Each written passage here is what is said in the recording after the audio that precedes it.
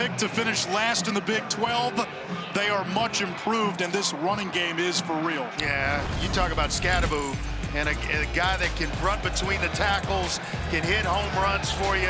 He's just super tough. That's what he brings to this Arizona State offense. They can rely on him. He's dependable. He doesn't turn the football over, and he just runs hard. Can he hit the home run? Absolutely. Got defenders.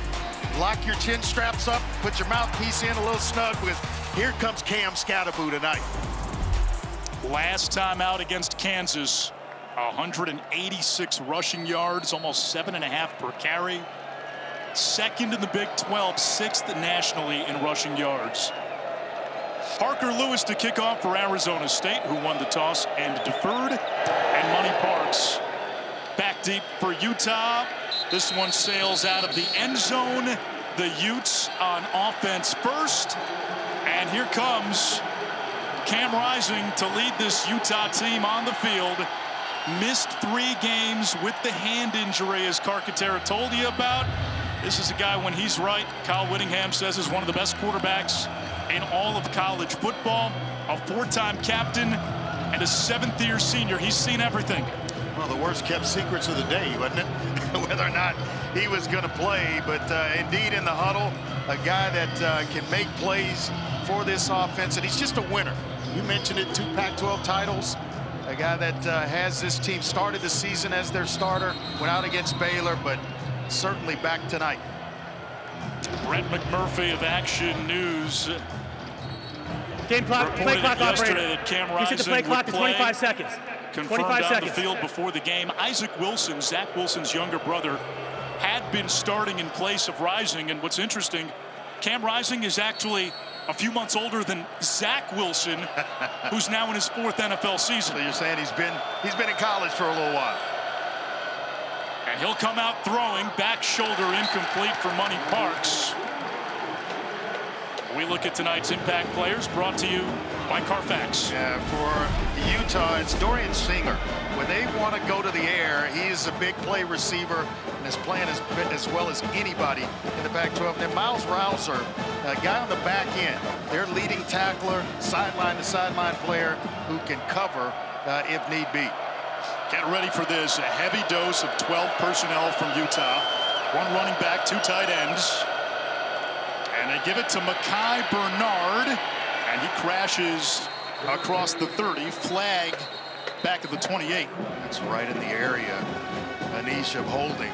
So this may come back against Utah. Got a few offensive linemen for Utah celebrate. Holding. Defense, number 5. 10 yards added on the end of the play. Automatic first down. It was holding, but it was on the defensive line of Jeff Clark, one of the defensive tackles for Arizona State. Right in the middle of that screen. And usually it's a guy trying to hold 2 or an offensive player where a linebacker can make a play. Utah coming off a bye week and coming off a loss to Arizona before that. Preseason favorite in the conference, and Rising's pass is dropped by Dorian Singer, who's coming off his best game as a Ute. 9 catches, $155 last time out. Rising gets up a little bit slowly and actually limping. He got hit right as he was delivering the football. He tried to step up in the pocket and delivered it. Boy, did he get bent kind of awkwardly his right leg. Jeff Clark applying the pressure, and of note, defensively, Arizona State without Clayton Smith, their best pass rusher, and Keyshawn Elliott, their top linebacker, out for the first half due to a targeting call in the second half last week. Bernard breaking tackles, pinballs to midfield. Going to be a little shy of the first down, a gain of 9. That's the definition of Utah football, isn't it? Right between the tackles, we're going to see if you can handle this coming at your face mask all night long. And Mr. Bernard, Micah Bernard, is off to a pretty good start. What does Utah do here on 3rd and short? Bring in a couple of more tight ends. If you want to be a tight end and you want to go see action and see the field, go to Utah. Fire off on people and be an inline blocker. They've got plenty of it. They'll rotate in 5, 6 tight ends. Back to Mekhi Bernard. And he plows forward for a first down. He comes into the game averaging more than 100 yards per game. And Andre, a big part of Utah's formula, they're going to hold on to the ball. They're going to shorten the game. Time of possession is an area where they excel. Yeah, there's no doubt about it. And when you have the type of running game and offensive line that Utah presents, back to that equation, and you make them a complete team on the offensive side of the ball. In plus territory, Bernard still the running back.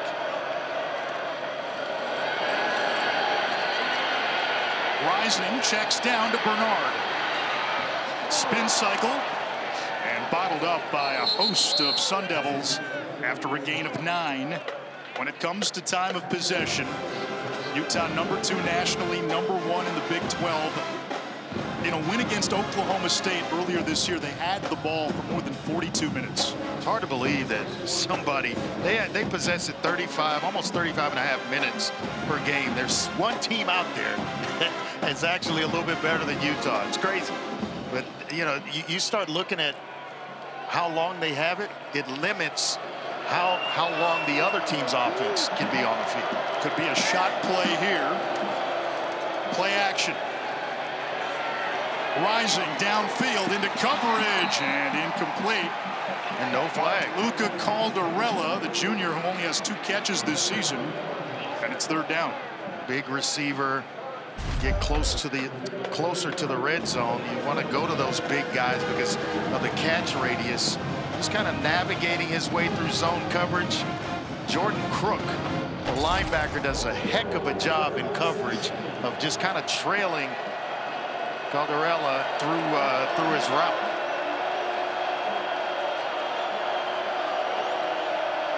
We got blitz coming here. They hand it off and pick up the first down. That's Brant Keithy, their tight end. He will carry the ball occasionally, and they use him in a number of ways. Another 7th-year senior. Look at all the bodies. Look at all those bodies in there for Arizona State. Yet Utah still with their running game. Usually that's an alert for a quarterback to say, hey, spin it outside. You got one-on-one coverage outside. Not Utah. They will still run 7, 8, 9 in the box. They will stay true to the running game. Another 2 tight end set. Now Rising goes wide. Direct snap. Charlie Vincent lost it and able to dive on it. A loss of 2 on the play. Near disaster.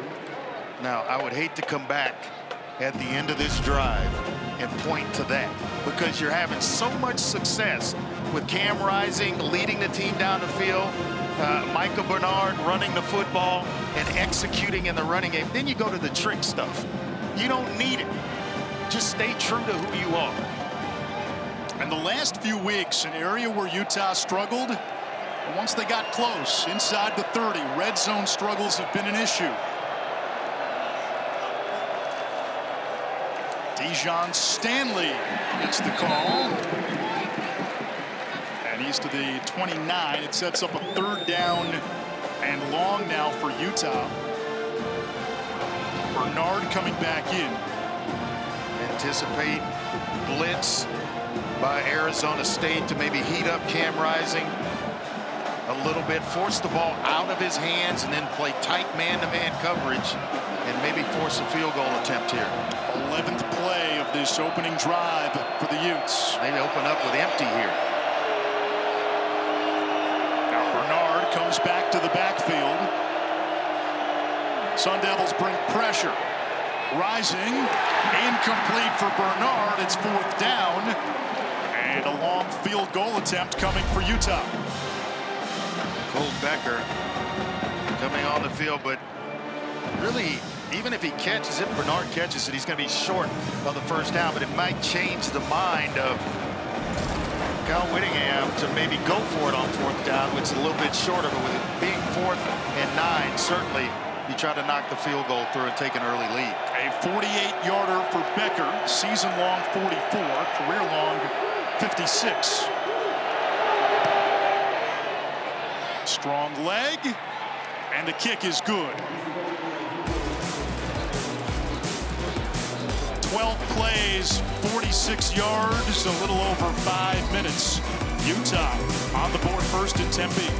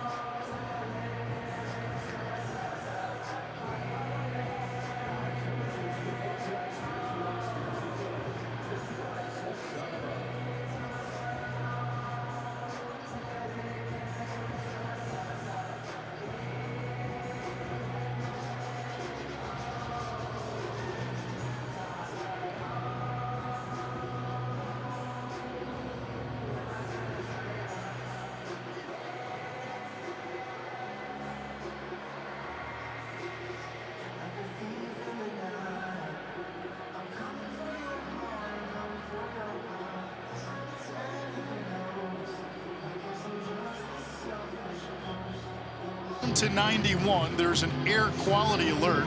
Andre and I are breathing it right in. Yeah, they're right here in the booth.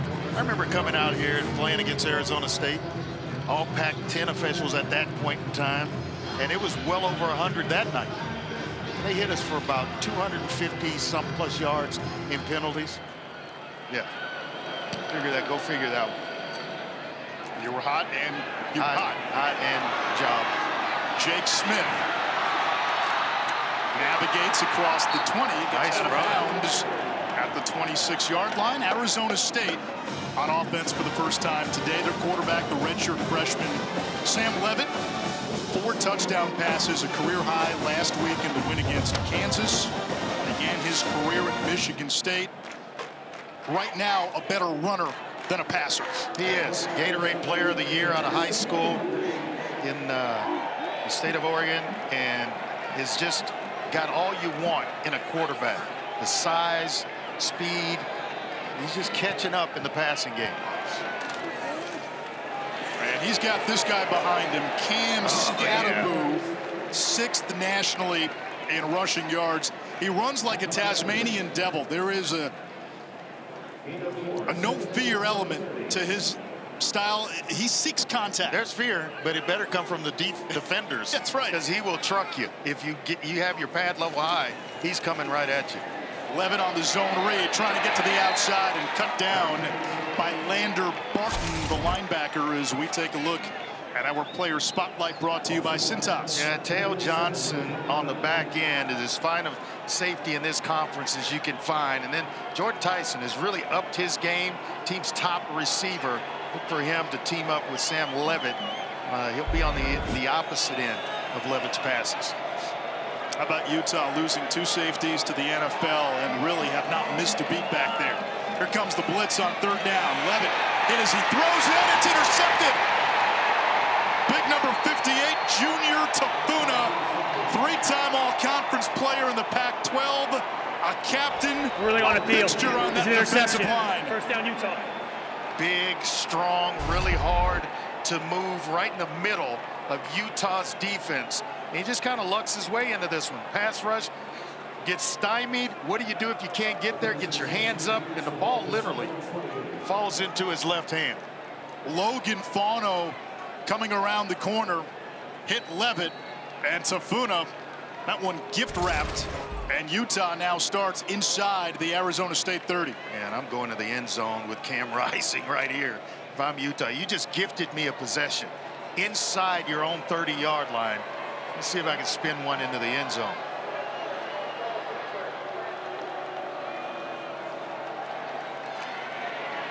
Screen pass low and at the feet of Bernard. Rising doesn't look right. No, he doesn't look right. He go back to this injury. Let's go back and take a look. Earlier in the game, he got hit by Jeff Clark and rolled his right ankle and knee under his body. And he has not looked, Anish, the same since. He's been throwing gingerly ever since. Just kind of can't really plant. And that's the foot that you plant on, is your right ankle, and you drive the ball from it. First game back from injury, he's 1 for 6. Hand off to Bernard. Tips the shoulder and picks up about 4. And remember, Cam Rising's injury history is extensive. That's how you get 7 years. 2020 season-ending shoulder surgery. 2021 suffered a concussion in the Rose Bowl. Tore his entire knee in the 2022 Rose Bowl. Missed all of last year. 3 games with a hand injury this year. It's like that song you sing to your little child, head, shoulders, knees, and toes. He checks off all the boxes. Yeah. Such a competitor, though. Such a talented player when he is healthy. There's pressure. Checks down. Money Parks tackled in space by McCullough. Getting the start today for Arizona State with Keyshawn Elliott, the normal green dot, out for the first half due to targeting, and it's 4th down. And these were some of the struggles Utah has had of late. You have a chance to get 6, you're settling for 3, or in some cases, the last few games, not getting anything. They had been bad on 3rd downs, 32, almost 33% on 3rd downs, but just unable to execute early in games on 3rd down. Becker hit from 48, this from 40. And he's able to put it through. 6-0 Utah. They get 3 off the ASU turnover. The new 12-team college football playoff begins December 20th on ESPN. ESPN College Football is presented by Ram Trucks, built to serve.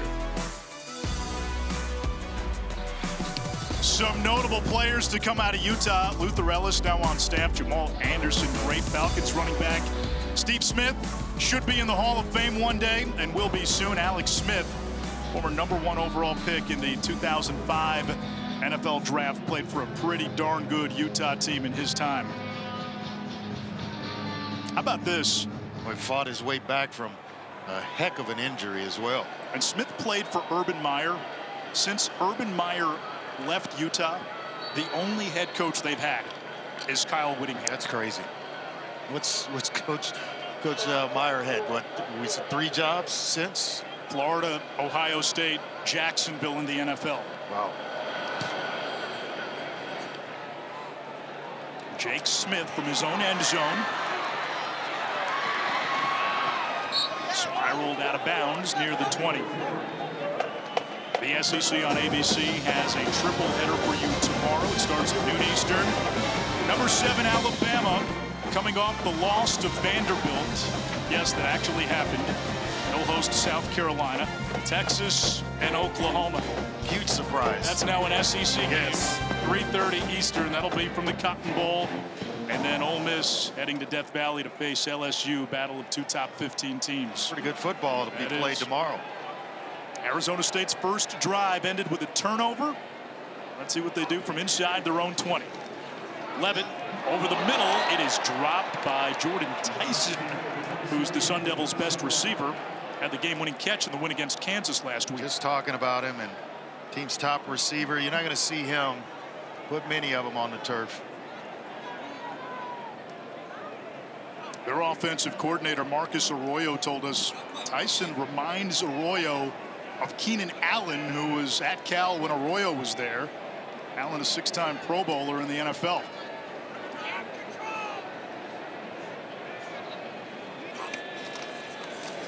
They feed Scatabo. Andre, you saw the first guy hit him. What did Kenny Dillingham say about Scatabo? Some of the best contact balance he's ever seen. Ever seen. Is when you're running it and you get knocked off balance, he can quickly get himself repositioned and get back to full speed.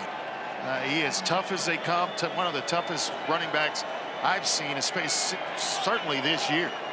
Had one scholarship offer coming out of high school, and that was his hometown team, Sacramento State. Levitt buying time, has a wide open receiver across midfield. Guillory still going. Instead of wrapping up, Utah tried the old shoulder tackle. It leads to 27 yards. Transfer out of Idaho State, fast, and he can stretch the field. And a nice job by Sam Levitt of buying some time, moving around, manipulating the pocket, and then all of a sudden Guillory comes open for him. Here's Scatabo up the middle. And again, his ability to absorb contact, picking up 7 yards. Mentioned he went to Sacramento State 2 years ago. He's put together, too. He's again, 5'11", 220. Kark wishes he had his arms. I wish I had his calves. Andre, every time I go to the gym with you on Friday to start our day, you're all curls, man. No curls, Still no tries in there. workout for Andre. Triceps every once in a while. Levitt off of play action. Incomplete for Guillory. In coverage, Cameron Calhoun, the Michigan transfer. Well, and this crowd wants pass interference. It's just, hey, set him up and then use your speed. We just talked about his ability to get vertical. And I'm not sure if Cameron Calhoun, a true freshman, didn't get there a little bit early. That might be the offensive side of me talking. Well, it's 3rd down in what is very likely 4-down territory, and Utah defensively has excelled Definitely on 3rd down this season. Definitely at 3rd and 4. Well, usually that's a false start, and that's going to be tough. False start. Offense. Number 77. 5-yard penalty. Still 3rd down. And Kyle Scott, the junior college transfer from Riverside City College. So it just became a little more difficult for the Sun Devils to convert here on 3rd down. And if it were 4-down territory, Anish, that got tougher as well. Yeah. Scott getting the start at right guard with Cade Briggs banged up.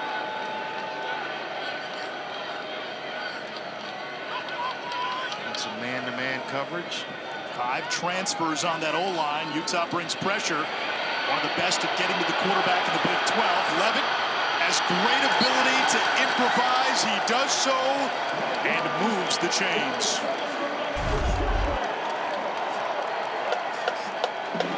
Boy, Mateer throws a block for him. He may still be running, but he can't figure out who to block. You got to block somebody, big fella. Block someone. You're reaching, but you're just not blocking anybody.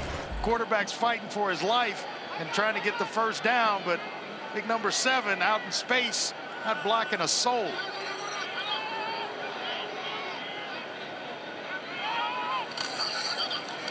Scatabo tried the hit stick and gets right back to the line of scrimmage, maybe lost half a yard.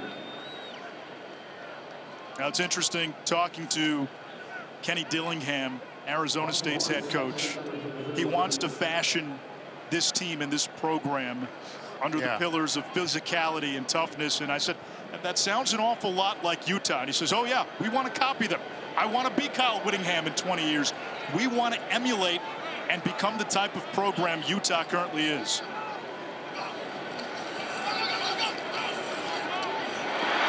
Quick pitch and catch. And And it's completed to Jordan Tyson, who atones for the drop, a gain of 9. That's a heck of an effort to try to get the first down. He also mentioned Mike Gundy and his tenure at Oklahoma State. And he's been there a long time. He talked about the toughness of the teams that he's put together there, along with Kyle Whittingham in Utah. But these two teams, you know, you're basically looking in the mirror. The only difference is one's been doing it for 20 years. 20 years. And the other's been doing it for 2. Dillingham, a native of the area, went to Arizona State, has made it clear over and over, wants to be here for the long term. Levitt spinning, cycloning, and he goes down. There's the sack. It's Jonathan Hall for Utah. Again, the Utes lead the Big 12 in sacks per game. Yeah, they do a nice job crowding the line of scrimmage and then making their way to the quarterback. Eventually someone comes free. It seems like every play for this Utah front 7. As well, I think Levitt may have been waiting on Tyson to turn up the sideline. He took forever to get to the numbers before turning up the field. Arizona State's kicking game is very much in flux. Karsten Kiefer is the place kicker today. Ian Hershey has struggled. That's why they're going for it here. Levitt under pressure. Chased. He's got room to run. Uses his legs to pick up the first. That's one of those no. Kenny Dillingham, the head coach, trying to call a timeout, running on the field, but the officials don't give it to him. And he's like, yeah, I didn't want it anyway. Nice job. You see the man-to-man coverage across the board, and they have a free runner on the quarterback. Levitt, as athletic as he is able to escape and then picking up the first down. That's a heck of a job. 11th play of the drive. Don't shoot that 3. Yes, it's good. Nobody complains if it goes in. No doubt. Over the middle, Tyson is open and delivers the haymaker.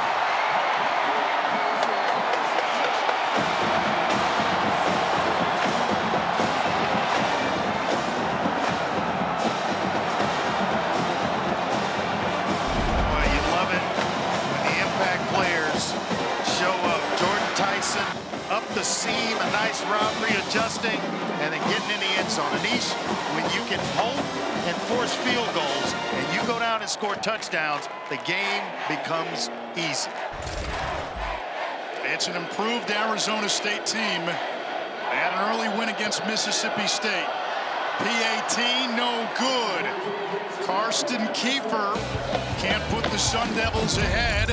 The kicking woes continue, but Tyson gets Arizona State on the board. A nice job of picking up the first down by Levitt, and then Tyson with a catch and delivering it to the end zone.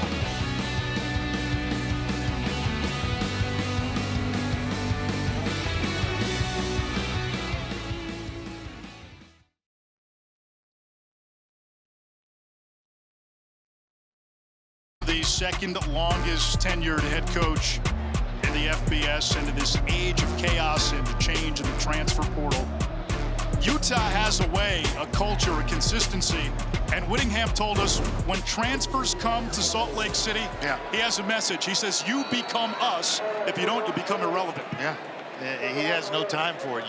You adjust to the culture at Utah or get on down the road. And no hard feelings. But it's exactly why his teams play with that toughness that we've been describing for most of this game. Arizona State with the youngest head coach in the Power 4, and Kenny Dillingham. And you can tell there is youth about him. When we spoke to him the other night, Andre, he dropped a Flow Rida lyric on us. Yeah. He was telling us he's in the upper half of Madden players on the team, and he's the head coach. That's got to be fun for the guys on the team when you can take on the head coach in Madden. He says he's got nothing for NCAA 22-25, though. He said he knew the Madden playbook in and out, years of practicing. Quick out, incomplete for Keithy, and Cam Rising still doesn't look right. He doesn't, Anish, and in warm-ups, he was moving really smoothly, I thought. Now you just don't feel like he's getting his feet set, and Isaac Wilson, their backup, was warming up, throwing the ball around. Andy Ludwig, the head coach, said, Wilson can make all the throws, but keep in mind, he's a true freshman. He's gonna make some mistakes. He's a sponge, but Rising's their guy. Just don't feel like he's right. Double tight end set, 2nd down and 10. Mekhi Bernard bottled up after a gain of just a yard. Well, that looks, Caleb McCullough with the stop, 3rd and long. that looks a lot like Utah's defense. A lot of jerseys around the football. They take great pride in getting bodies to the ball. And then when you get there, trying to get it out.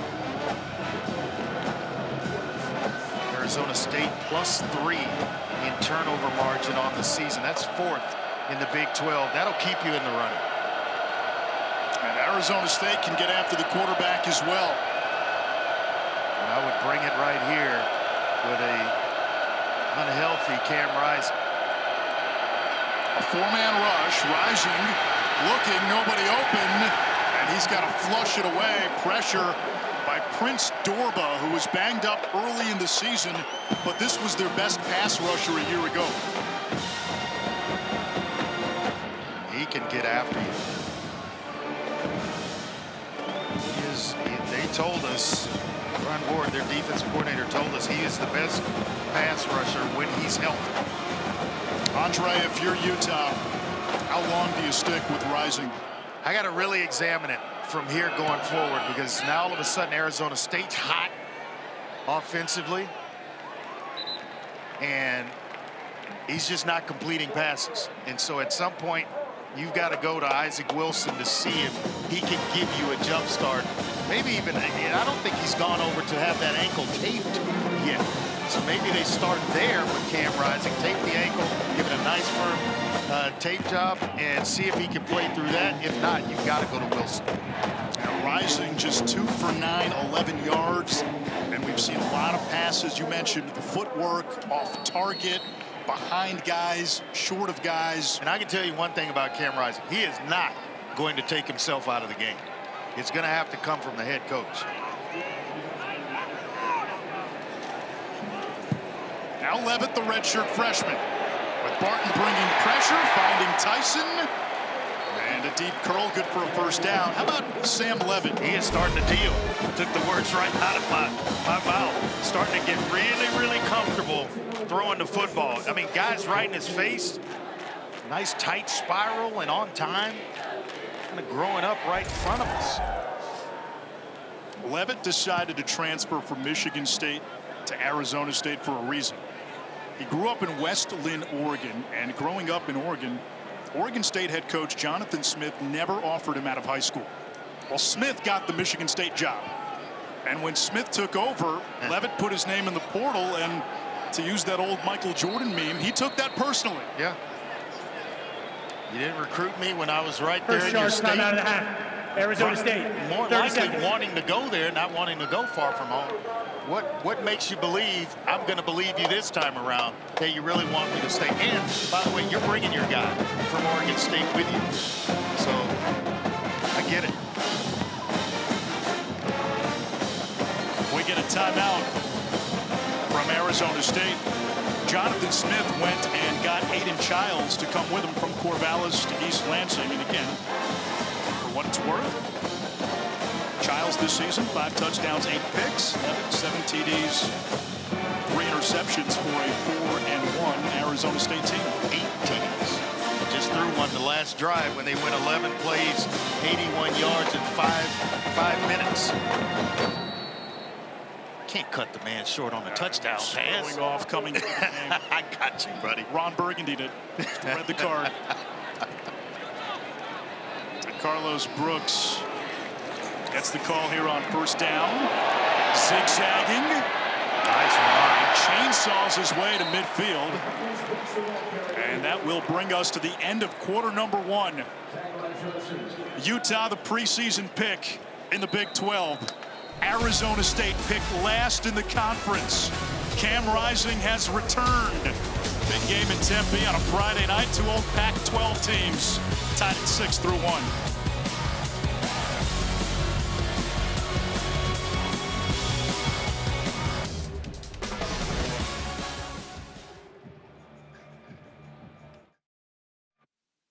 Coach, can you open? Yep, gotcha. Yep, I'm good. Tell me when. Coach, after that first touchdown pass by Sam Levitt, I saw you speaking to him for a while. What'd you say to him? Told him just be smart when we're being aggressive on certain down and distances. Put us in a situation we had to go for a 4th and 8 when we're in a 3rd and 2 scenario, right? We're going to trust you to be aggressive and throw the ball down the field, protect us. How would you categorize the play in the trenches? I mean, we're matching it right now, and we just got to keep playing hard. Thank you, Coach. Thank you.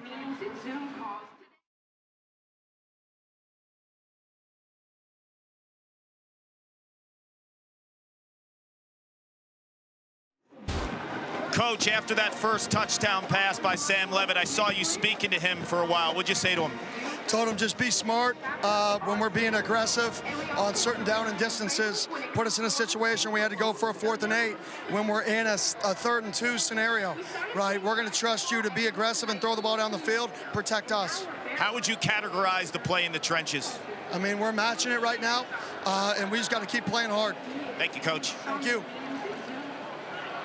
Love the message. This is Scadaboo seeking contact and moving the chains. I love that message by Kenny Dillingham with his quarterback, because we're going to trust you, take care of us. And that's all you need to hear as a quarterback, to go out and play with the amount of confidence necessary to get the job done. Your coaches believe in you. What does trust entail? Well, it trusts that you're not going to force it into coverage. You're not going to try to make a throw. You're going to take the open man, go through your progression, and deliver the football. Everything breaks down. Use your legs like you did to convert on 4th down. And the flat, guess who? Scadaboo. Oh, and he trucks. Yeah, nice tackle. Lander Barton. Barton, yeah, but he got the bitter end of that exchange. You know, gentlemen, trust is also time, and I spoke to Sam Levitt this week, and he told me he's not the type of guy that opens up right away. It takes him a while to get close with relationships, and he feels like his relationship with head coach Kenny Dillingham has been spectacular, because the time they spend together every single week, and coming off the field, the first guy he talks to, he doesn't go to the phone, he talks to his head coach, and they're breaking stuff down regularly. Sounds like Zeke, Art. Into coverage, dangerous throw there. Well, to Clark's point, when Levitt was being recruited out of the portal by Arizona State, he had a 4.5-hour meeting with offensive coordinator Marcus Arroyo, and it was a deep dive into film and concepts and routes. Arroyo told us normally those go about 30 minutes or so. Levitt's dad fell asleep in that meeting room. That's how long it went. They had to cancel Topgolf that day.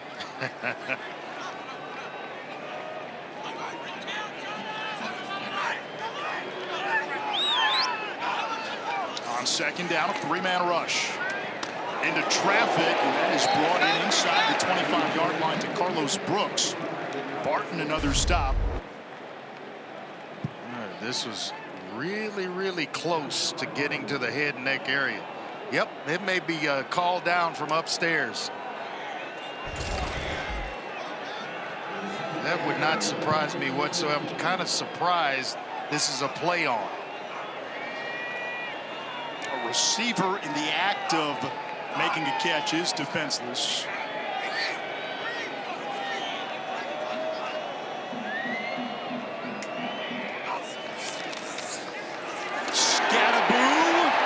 Moves the chains once again. Van Fillinger making the tackle for Utah as we bring in Matt Austin, our rules expert. Matt? Well, the big reason I don't like that last play is targeting is I don't see an attack. The defender takes like one step to his side and then leans in. He's not running. He just kind of takes a step and goes. Plus the head, I think he got him in the shoulder first, so it didn't jump out as targeting. That's why the replay didn't stop it.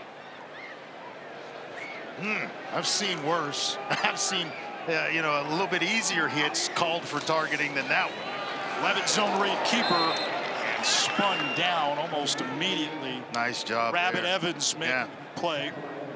Rabbit Evans. That's a good football name. And you go with Rabbit, you better be able to run. You better be able to pick them up and put them down. Given name is Maurice. It's better and better each and every week. And I know where Jersey Village High School is. And he goes to Blinn Junior College, not very far from Jersey Village, not very far from where I live in Houston.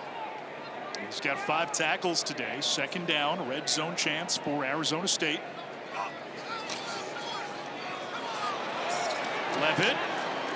That looked like maybe a broken play for a moment, and Levitt sets up a 3rd and 1. He was looking to go play action with Scadaboo. Levitt's down. A little slow to get up.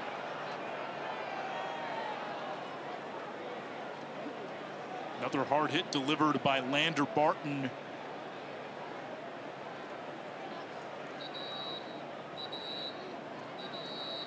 We will step aside. 11:19 to go first half. Backup Jeff Sims starts to warm up.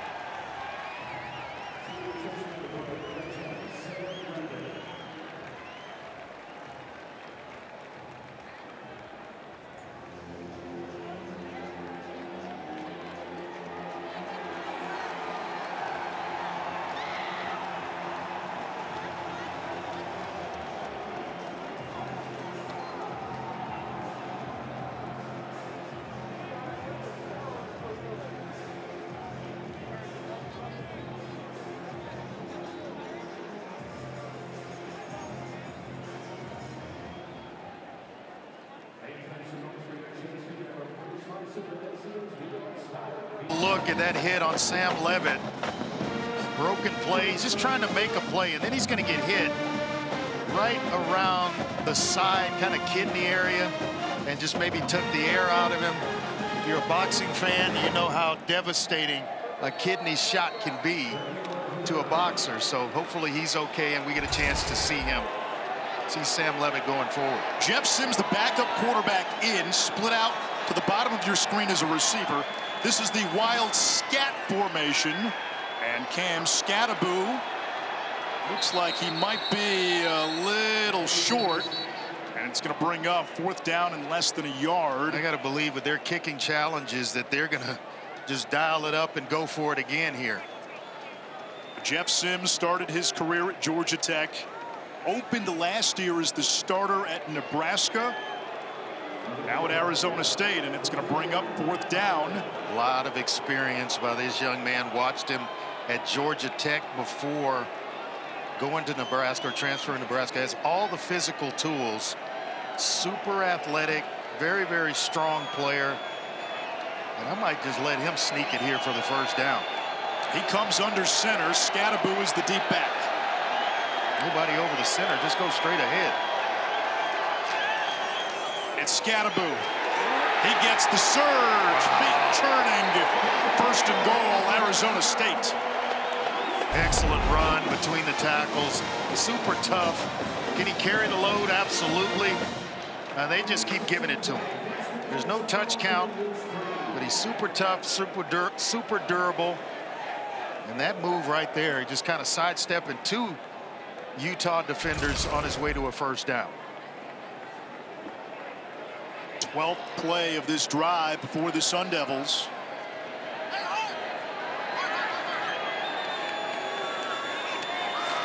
Two tight end set. Scatterboo.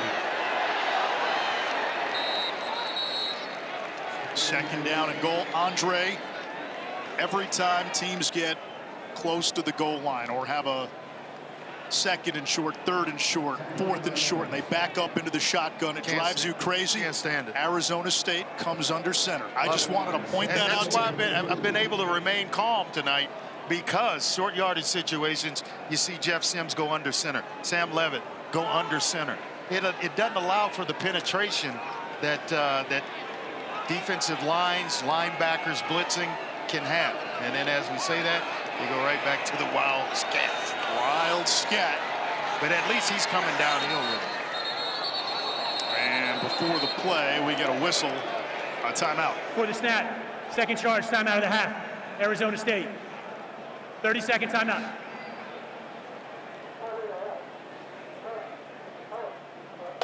The WNBA Finals continue Sunday on ABC. Game 2, Minnesota and New York at 3 Eastern. The Liberty looking to even this series after the Lynx came back from an 18-point deficit. I watched that last to night. win Game 1. Yeah, I watched, tuned in.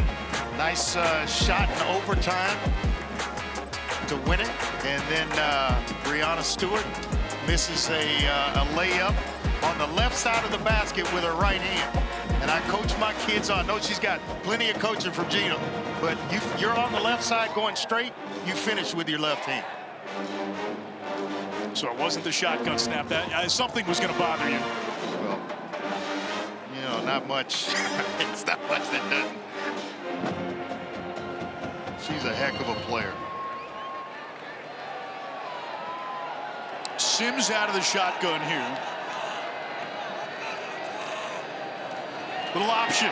He gets the corner. Touchdown, Jeff Sims. Touchdown, Arizona State.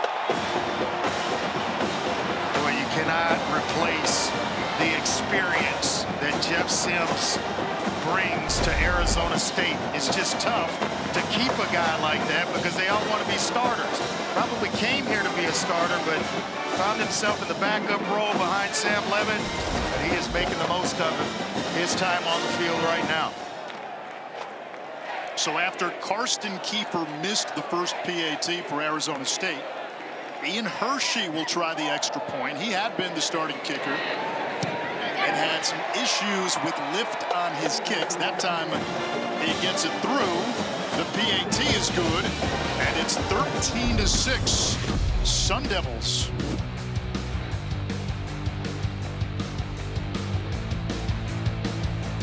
Jeff Sims from short yardage.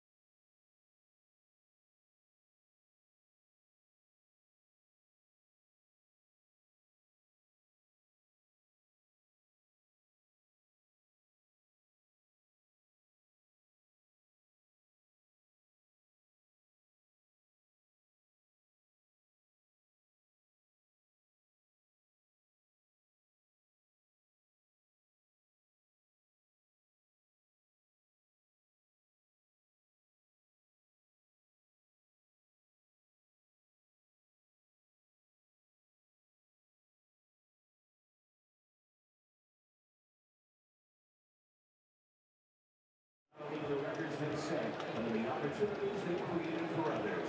Fans, let's hear it for the Sun Veterans of 2V Club.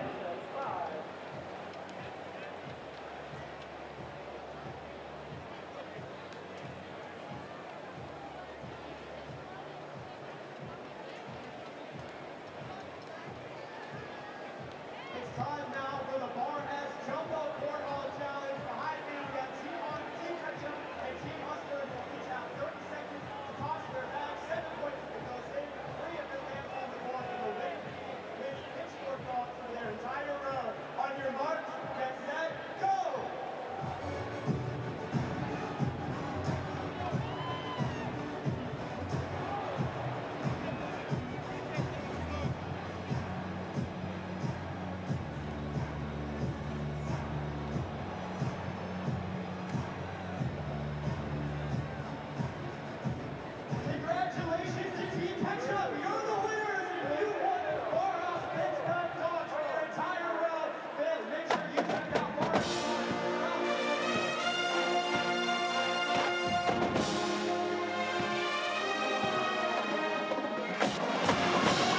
Friday night receiver Micah Pittman, who at the age of 18 was surprised by his mom with a trip on a cruise. That trip opened his eyes to travel more and see the world. As a result, Micah thought, what a better way to see new places than be a pilot. He decided to go all in and work towards his private pilot license. He spends on average 14 hours a week in the air and extensive time studying towards obtaining a commercial license and being a certified flight instructor. Micah told me he's landed a plane over 500 times and has developed a great appreciation for freedom. When he's in the air, he soaks it all in and captures the beauty of the environment. I want him on my flights, just in case we need him. Comes from a big football family. Older brother plays for the Colts. An outstanding wide receiver, big return here. Big hit at the end of the play. Parker Lewis, the kicker, delivering the blow to Money Parks. Parker Lewis kind of had to act like you've been there before you get a flag thrown on you. It's kind of hard.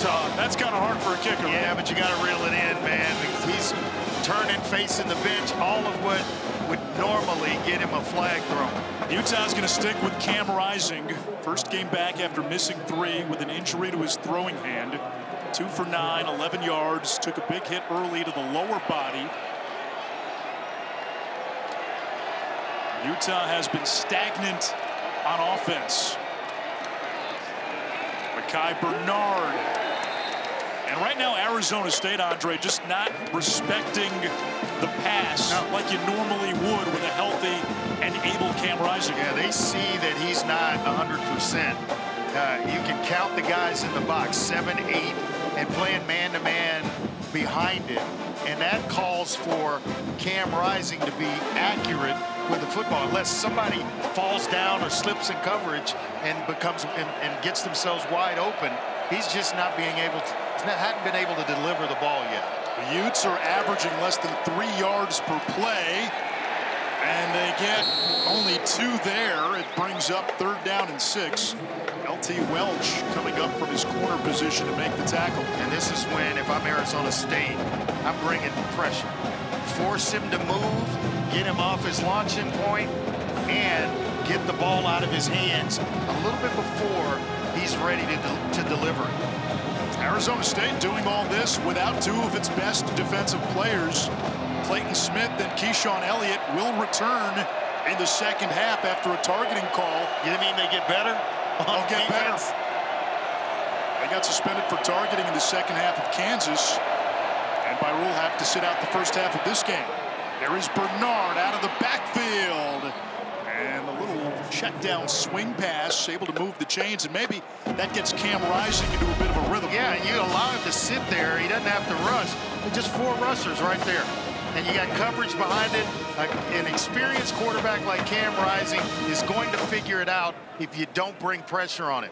Does a nice job of checking it down to Micah Bernard, and they pick up the first down and move the chains. But if you don't bring pressure and force him to get rid of the ball sooner, he can still hurt you.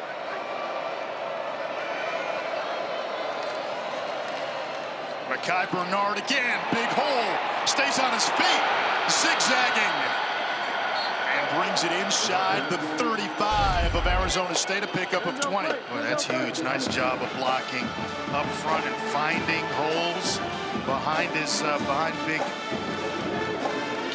Keefe, the tight end, Brent Keefe, and then Bentley as well. They do a nice job of pulling offensive linemen around. Bernard is just, he's a pretty good back. He's playing at a very, very high level. And Keithy, the tight end, tore his ACL on this field 2 years ago. Missed all of last season. There's Bernard. Arizona State penetrates. No gain. Zach Swanson. They really feel this D-line night and day from a season ago. Man, they got depth. C.J. Fight and Jeff Clark inside at defensive tackles. You mentioned getting Clayton Smith back in the second half. Dorba has gotten to Cam Rising.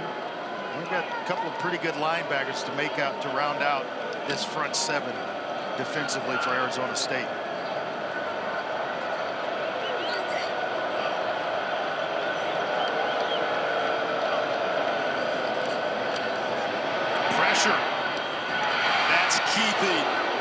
seventh-year senior to seventh-year senior.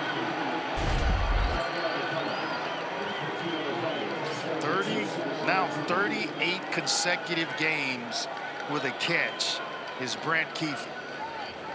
That leads the FBS for tight ends with that string of catches. Hooked on ball, a little low, but still in the breadbasket of Kuithe. So maybe Rising, that ankle starting to feel a little bit better. In the red zone this season, Utah scored a touchdown on just 11 of 22 trips. Rising pump fakes. Intercepted. Caleb McCullough gets the pick.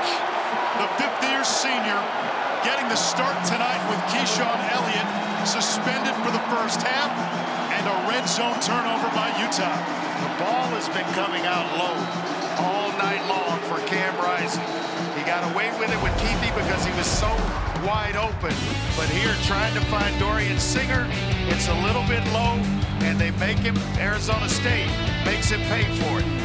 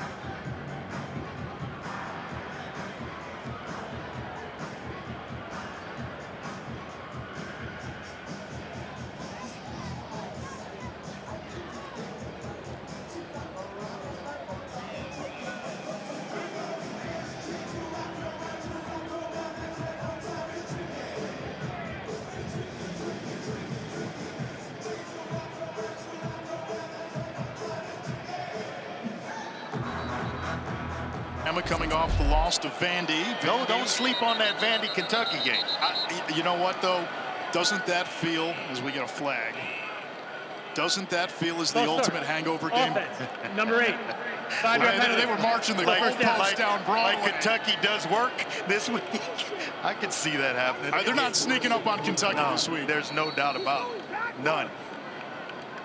And it becomes one of those old coaching adages. How do you handle success? And everybody's singing your praises.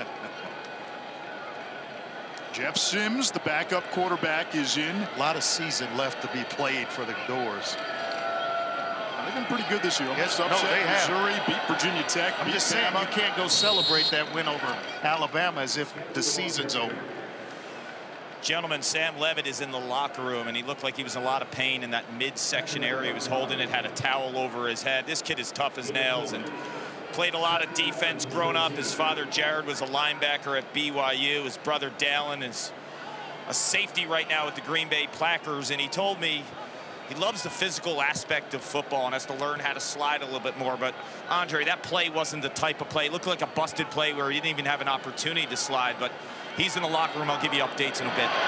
Meanwhile, Sims, a veteran quarterback who's played a lot of football, gives Arizona State some breathing room. It's Tyson with another catch. 4 catches, 62 yards in the half.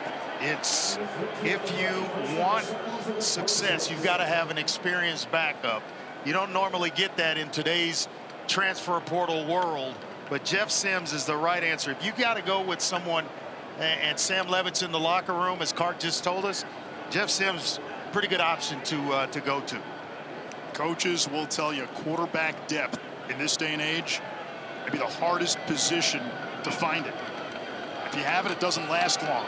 Skattebo fights his way to the 29. Andre, if you look at the top quarterback rankings on the ESPN 300, go back a few years. You would be shocked how many of those top 10, top 20 quarterbacks have transferred, end up at a different school. More than half. I believe it. I can believe that. Think of all the Heisman Trophy winners who've transferred, right? Kyler Murray was a transfer.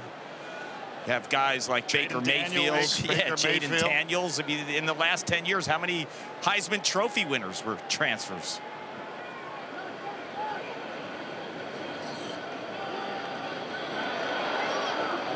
To Carlos Brooks, picking up 3. Brooks, a former Cal Bear transfer, but he's from Chandler, Arizona, nearby, and his high school coach was Sean Aguano, who's now his running backs coach at Arizona State. And Aguano, if you remember, a couple of years ago was the interim head coach at Arizona State. 2-minute timeout. We come to the 2-minute timeout. Sun Devils with the ball and the lead. It's 3rd and 4.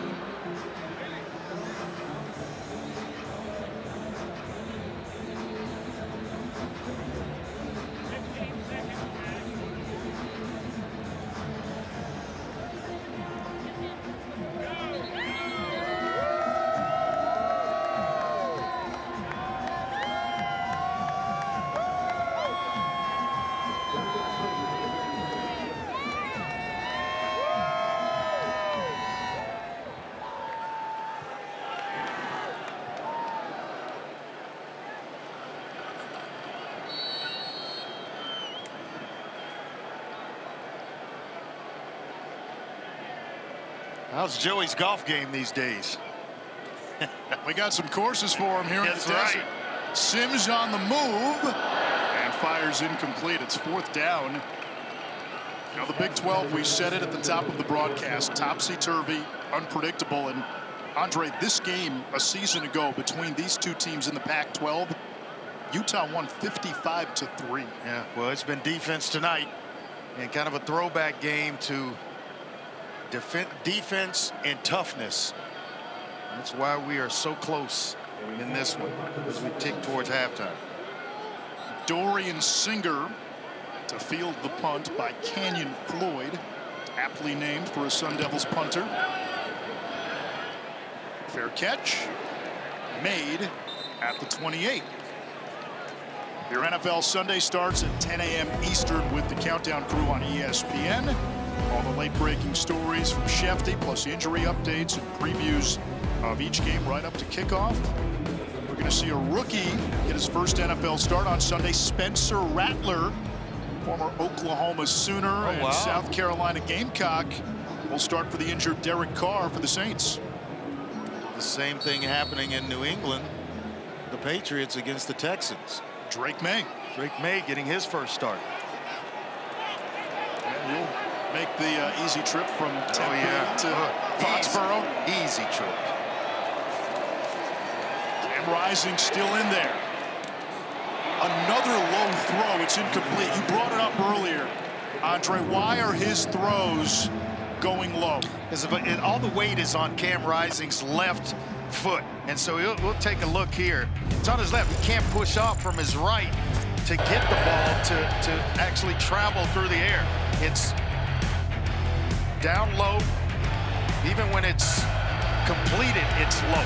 He hit Keithy on a pass in the second quarter that was low. This time he throws it outside to Bernard. Someone lost a helmet. Bernard bullies his way out of bounds. Gain of about a Baker's dozen. Losing his helmet, Shamari Simmons, the nickel.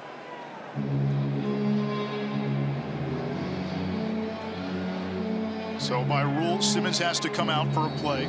Arizona State has one timeout. But to go back to your point, he's on his left foot, can't really drive or push off the right. So everything is coming from over the top and diving down.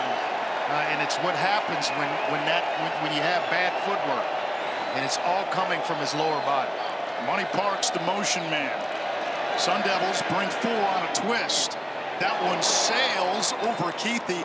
If you're the Sun Devils, I know there's not a lot of time left in the half. Do you bring pressure? I would heat the kitchen up against Cam Rising, especially on long downs like 2nd and long, 3rd and long. I'd bring pressure because right there, even with time, he's showing you that the accuracy's just not there because he's basically playing on one leg. Which makes you wonder, why hasn't Utah gone to Isaac Wilson?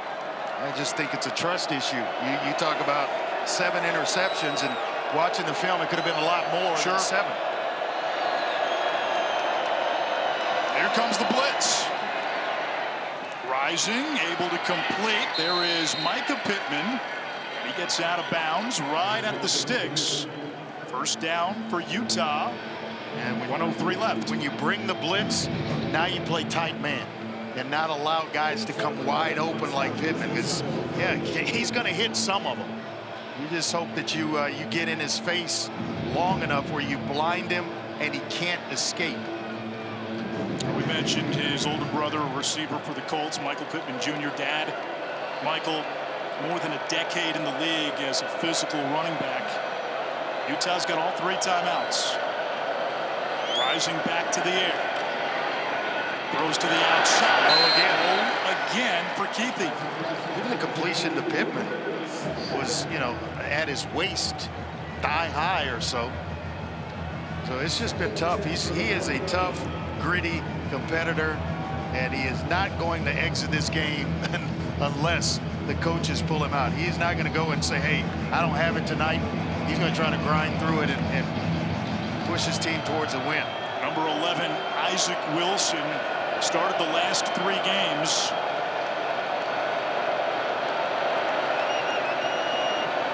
On second down, Rising downfield. Miscommunication with his wide receiver. And it brings up third down. It's Singer who pulled up. He turned outside. Rising thought he was going to go ahead and run the fade. And that's the tight man-to-man coverage that when you blitz, that's what you want to see on the back end. Guys right in the neighborhood, because if the ball's thrown low or inaccurately, then you've got a chance for an interception. He's already thrown one tonight. Let's see if the Sun Devils bring pressure, showing coming. Blitz. They are coming. Play clock down to 3. Here comes the blitz off the edge, Rising down the sideline. It's caught all the way inside the 15. Dorian Singer fighting for the extra yards, and a flag at the very end of the play. A heck of a throw there by Rising. He just loads up. It's still underthrown, and if you're throwing that as a fade stop to Singer, you're going to throw it outside and away from coverage, but he has to break off his route, come inside to track the ball. That's just a great athletic play on the part of Dorian Singer. Longest play from scrimmage for Utah tonight. Personal foul. Personal foul. Unnecessary roughness. Number 4, the defense. Foul will be foul. Half the distance to the goal. Automatic first down. It's Miles Rouser. Yeah. Team's leader in tackles, physical player. He's good in coverage, but what, they gave up a big one there right before the half, because scoring here for Utah puts them right back in this thing with Arizona State getting the ball out of halftime. They've got 3 timeouts. They could have run it. Rising held on to it too long, and he is sacked by Prince Dorba. And Utah has to burn a timeout. Dorba, the transfer from Texas. First charge, timeout at half. Utah. Heck of a job off the edge tonight. That young man's playing some football in this desert heat. Well, Andre, Utah's had opportunities tonight. 4 trips inside the Arizona State 30. 2 field goals, and then a red zone interception. And they just seem to buckle up when they're down here. Arizona State will get the ball first to begin the third quarter. And we talk time of possession. Utah normally dominates that statistic. Number 2 nationally entering tonight. Arizona State has had the ball for 3 more minutes.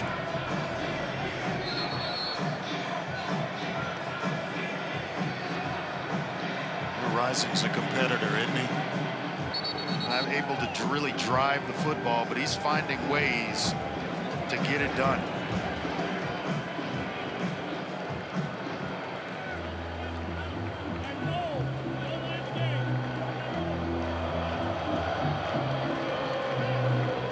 I think they're drawing up.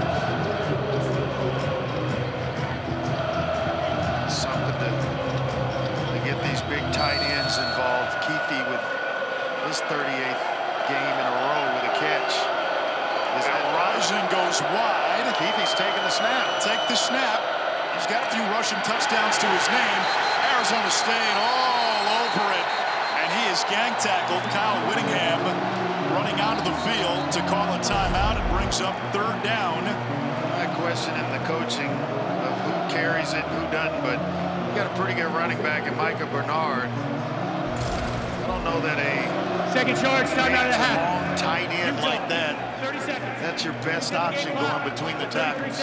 From the 12-yard line. Yeah, exactly. Keithy has 5 rushing touchdowns, which is the most among FBS tight ends. And again, the inability to finish drives, that was an issue in their loss to Arizona. It's reared its head a few times this season. It certainly did in their last game, as you mentioned, against the Wildcats. Utah's coming off a bye. Arizona State played Saturday night against Kansas. Sometimes, you know, I never liked bye weeks, because when you get in a rhythm of playing every week, and all of a sudden now you got to sit and you're watching everybody, you want to play. And sometimes just that bye week throws you off. It's good for getting healthy, getting yourself back healthy. We got a timeout before the snap. You saw Utah go empty. Arizona State did not like the defensive alignment. And Kenny Dillingham with 31 seconds uses his final timeout. They didn't like it because Singer was wide open in the slot. And so luckily, Kenny Dillingham was able to get a timeout called before the ball was snapped. If you're Arizona State, you hold Utah to 3 here. Full timeout. You not only get the ball to begin the second half, you also get 2 key players back on defense, Clayton Smith and Keyshawn Elliott. 2 playmakers. Elliott is a sideline-to-sideline linebacker. Makes all the calls and gets everyone lined up. And then you're talking about a heck of a pass rusher in Clayton Smith. He played at 2 schools that are going to play one another tomorrow. Texas and OU before making his way to the desert to Arizona State. Smith with 4 sacks entering tonight, which is good for second in the Big 12 behind only Utah's Van Fillinger. But Dorba's done a nice job. He wasn't healthy the first month. Elijah O'Neal at the other end. We've called Jeff Clark's name a few times on the interior, big number 5. Clayton Smith caught a pass last week, for a first down in their game against Kansas. 3rd down, goal to go. Rising, hit toward the end zone. Incomplete, broken up. It's 4th down. He took a Keith shot. Abney with the play defensively for Arizona State. But Rising took a shot. And inside, I think it was C.J. Fight who got through. He is a really, really good defensive tackle that can pass rush. And so you start getting that pressure from your face or the interior portion of your offensive line, man, that can get frustrating. Fight, a true sophomore, the anchor of that D-line. And we've got a field goal attempt from Becker. This one from 29. It's good, his 3rd field goal of the first half. And it makes the score 13-9. This season, All-State celebrates every field goal and extra point made with a donation to the participating university's General Scholarship Fund. Thank you, All-State. Well, imitation is the best form of flattery. Arizona State and Kenny Dillingham told us they wanted to be a team and eventually a program that mirrors what Kyle Whittingham has done at Utah. Play smart, physical, tough. They've done that for 30 minutes. Yeah, they really have. And, they're going to get the ball first out of the locker room. I'd imagine they want to just sit on this thing and get to the locker room and to halftime. But they have more than, made me a believer in their toughness and in the direction in which this program is headed. A couple of things to watch in the second half for both teams. The quarterback situation. Does Utah bring Cam Rising back out there in the 3rd quarter, or do they go with Isaac Wilson? And again, the status of Sam Levitt, who left the game and went to the locker room, the starting QB for Arizona State. And Jeff Sims came in, and Sims has been okay, ran for a touchdown.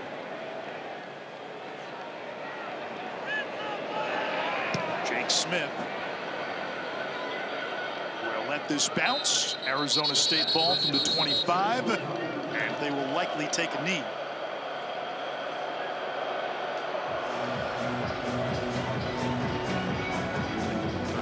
You don't see that much. A team winning the time of possession battle against Utah.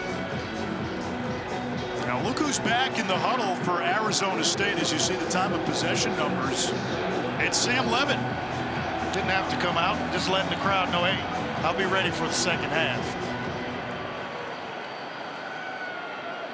And as well, you don't like giving the backup very many snaps.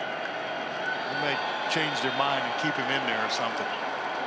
Spoken like somebody who got pulled from too many games because he scored too many points. It's good to see that young man back. Impressive first half defensively for Arizona State. Utah got inside the Sun Devil 30-yard line 4 times. Only scored 9 points, no touchdowns. Sun Devils with a 4-point lead at the break. Coming up after the break, Zubin, Joey, and Coach have your halftime report.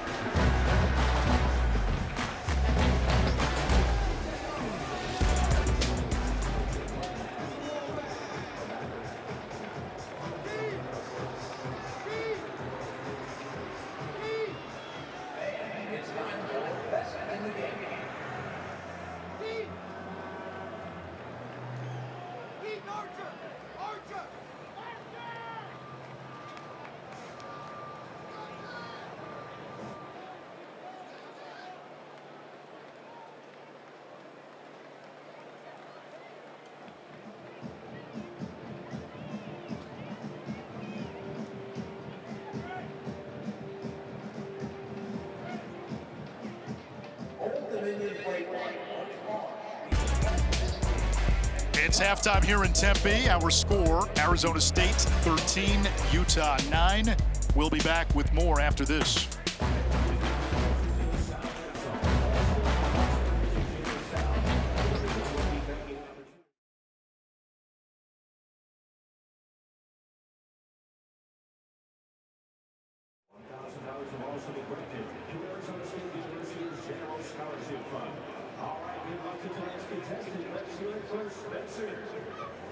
Welcome back to ESPN College Football, presented by Ram Trucks. It's the Big 12 After Dark on ESPN. It's been a topsy-turvy season in the Big 12. Utah picked to win the league.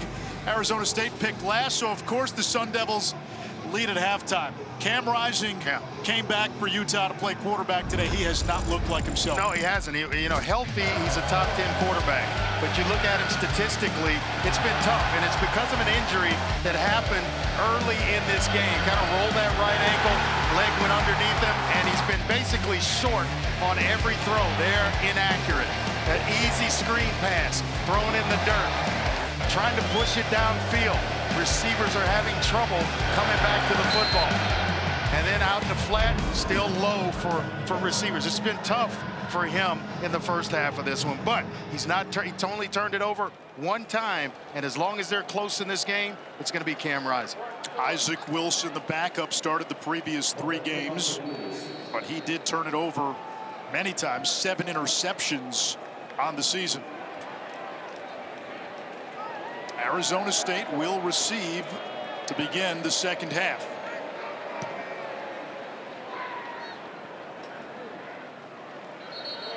And it's time for tonight's American Express game track.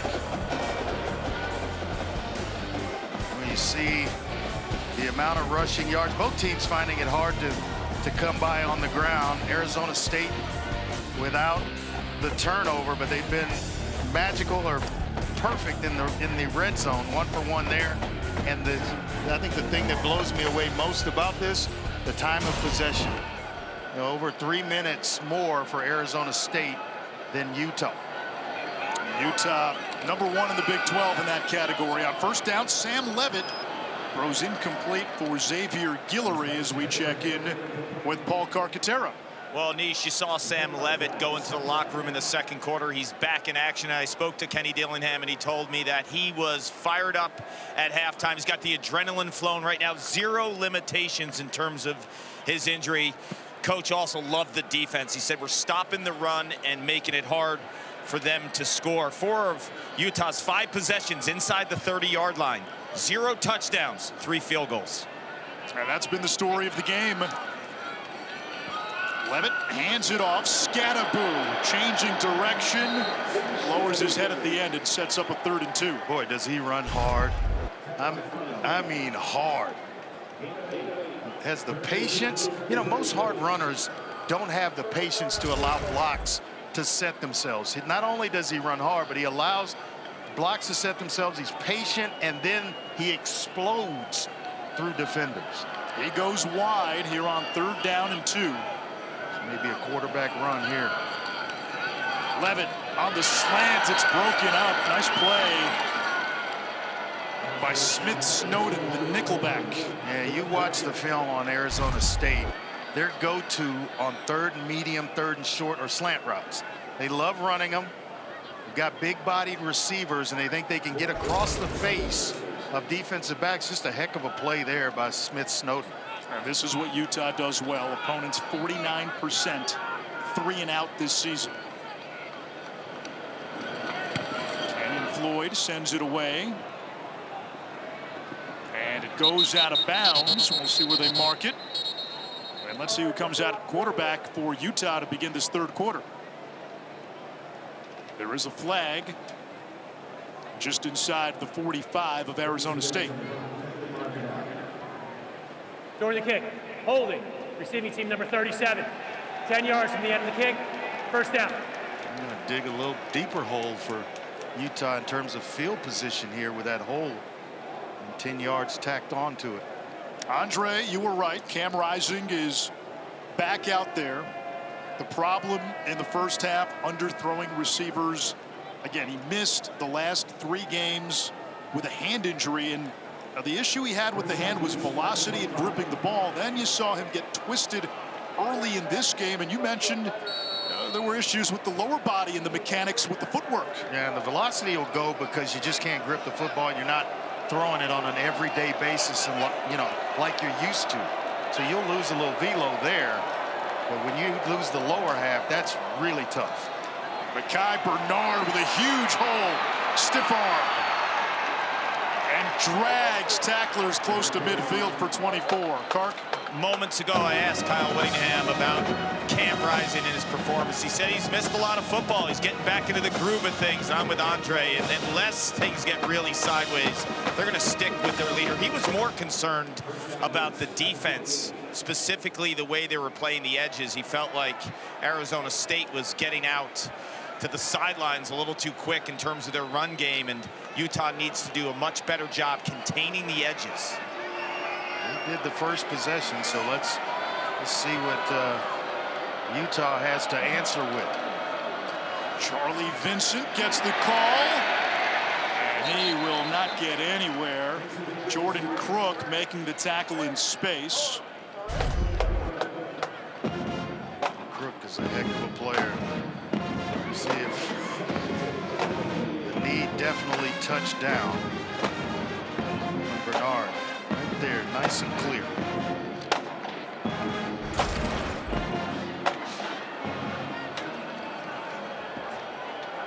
Keyshawn Elliott back in there, the green dot. That means he gets the call from the D coordinator.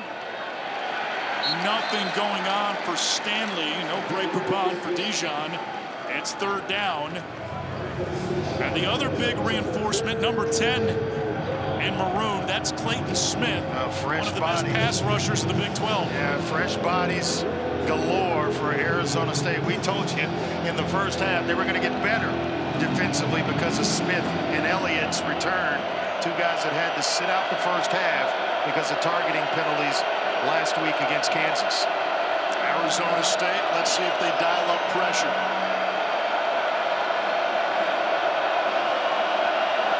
Clock down to 2, down to 1.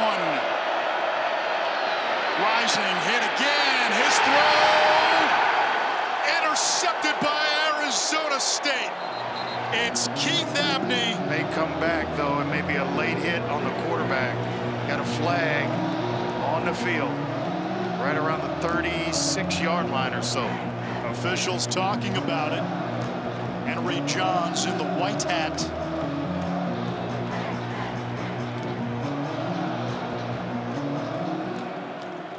Personal foul, targeting, number 10 of the defense. The previous play is under further review. Oh my goodness. Clayton Smith just came back and played what? Couple of snaps, 4 snaps, and already charged with a targeting. I don't know about that one though. And if the play stands, there's a couple things to note here. If targeting holds, Smith now would be suspended for the first half of the next game as well. However, if I understand the verbiage correctly, Matt Austin, they didn't say personal foul with targeting.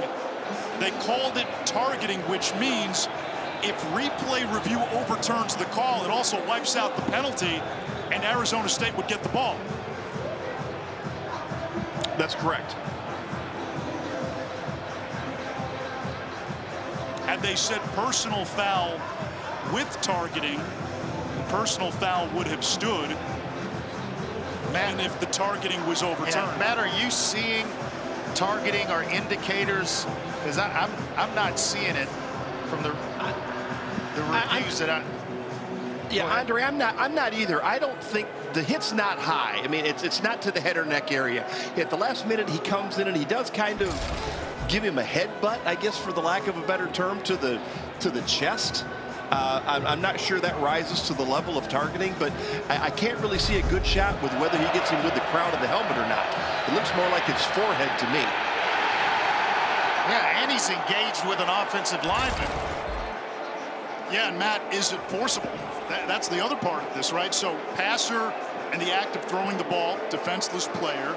So you're looking for forcible contact to the head or neck area. That's hard to find.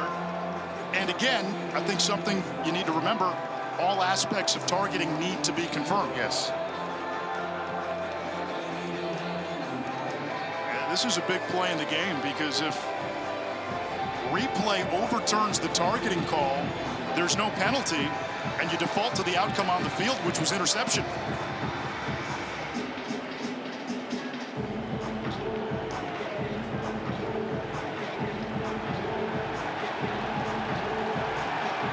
And Clayton Smith, remember, didn't play in the first half because he was suspended for a second-half targeting call last week. After further review, there was no targeting on the play. Result was an interception. First down ASU. Good call, Matt.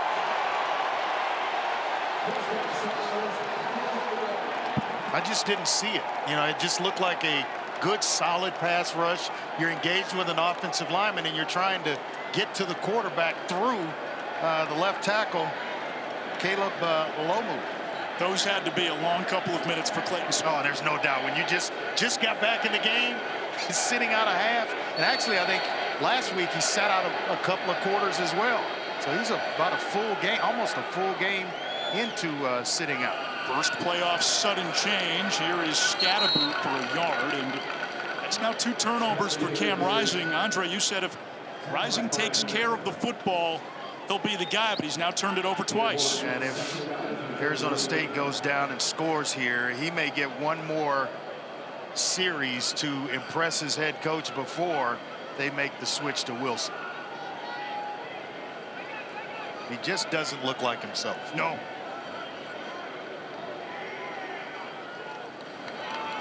Play action. Levitt wisely throws it away. In the direction of Scatterboot. See what they do here on 3rd down. If they get close enough to the first down marker, will Kenny Dillingham indeed go for it? Are you inclined to maybe be more conservative given how much Utah has looked inconsistent on offense? Yes, because, you know, of the way the Cam Rising has looked. They set up the screen. Scatterboot, broken tackle, lunges ahead. And he's down near the Utah sideline. 4th down. 4th and medium here, and not trotting the punt team on. Here they come. Yeah, I would go ahead and punt it away based on the yards to gain. If it's 4th and 1, maybe with a back like Scatterboot, I definitely would give it to him. But you have a lead. You can play field position because of the way your defense is playing right now. Punt, play defense.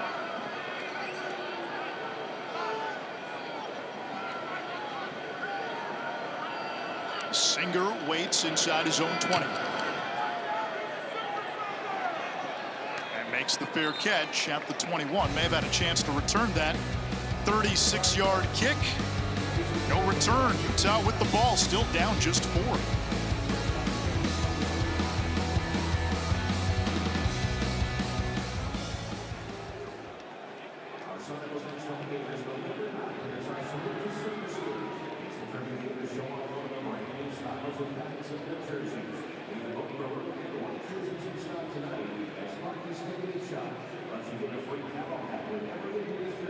Purchase tonight's game. You're ready for the game of the Arizona jersey.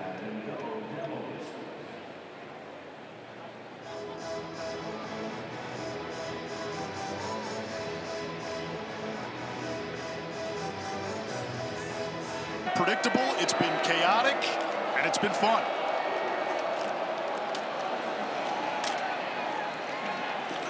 Bernard's had a big game. Tough run. And he pushes up to the 29. Andre, it feels as if Arizona State has controlled most of this game, and you look at the scoreboard, Utah scores a touchdown here, they're in the lead. Yeah, I mean, that's the thing about keeping it close, is that, you know, he's thrown 2 interceptions, but they're still in this game. And so you go with the experienced guy that's led you to a couple of conference championships and see if he can get it done for you on the road. 7th-year senior, 25 years old. He's become a bit of a lightning rod of late for a lot of Utah fans. That time, Arizona State comes up with a big play. It's Jordan Crook again. He's had a nice game. Well, he really has. Called his name a few times, along with Dorba. He's had a couple of sacks. Clayton Smith in, Elliott. Starting unit starting to round into form for Arizona State. 3rd down, 2 to go.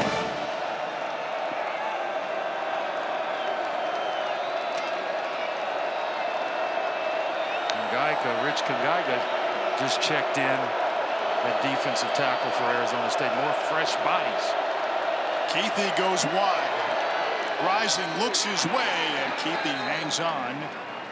They've had a pretty good tradition of late of tight ends. Dalton Kincaid. Now that ball looked like it had some zip on it. You're right. They've had some pretty good players at that position come through the program.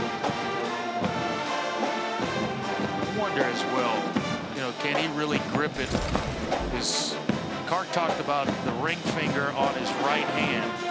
You know, that's probably the most pressure you're going to have on a ball.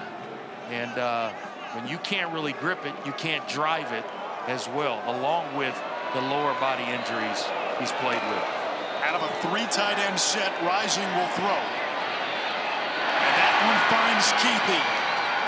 And Utah back in plus territory. And now the question is, can they finish the drive with a touchdown? Well, he layered this baby, didn't he? You got Crook trying all he can to climb the ladder and make a play. Actually, it was Shamari Simmons, the nickelback that's in the game. He's trying to do everything he can to get his hands on that ball, and he can't because of the throw from Rising. 2 straight completions for Rising. He has not completed 3 in a row tonight.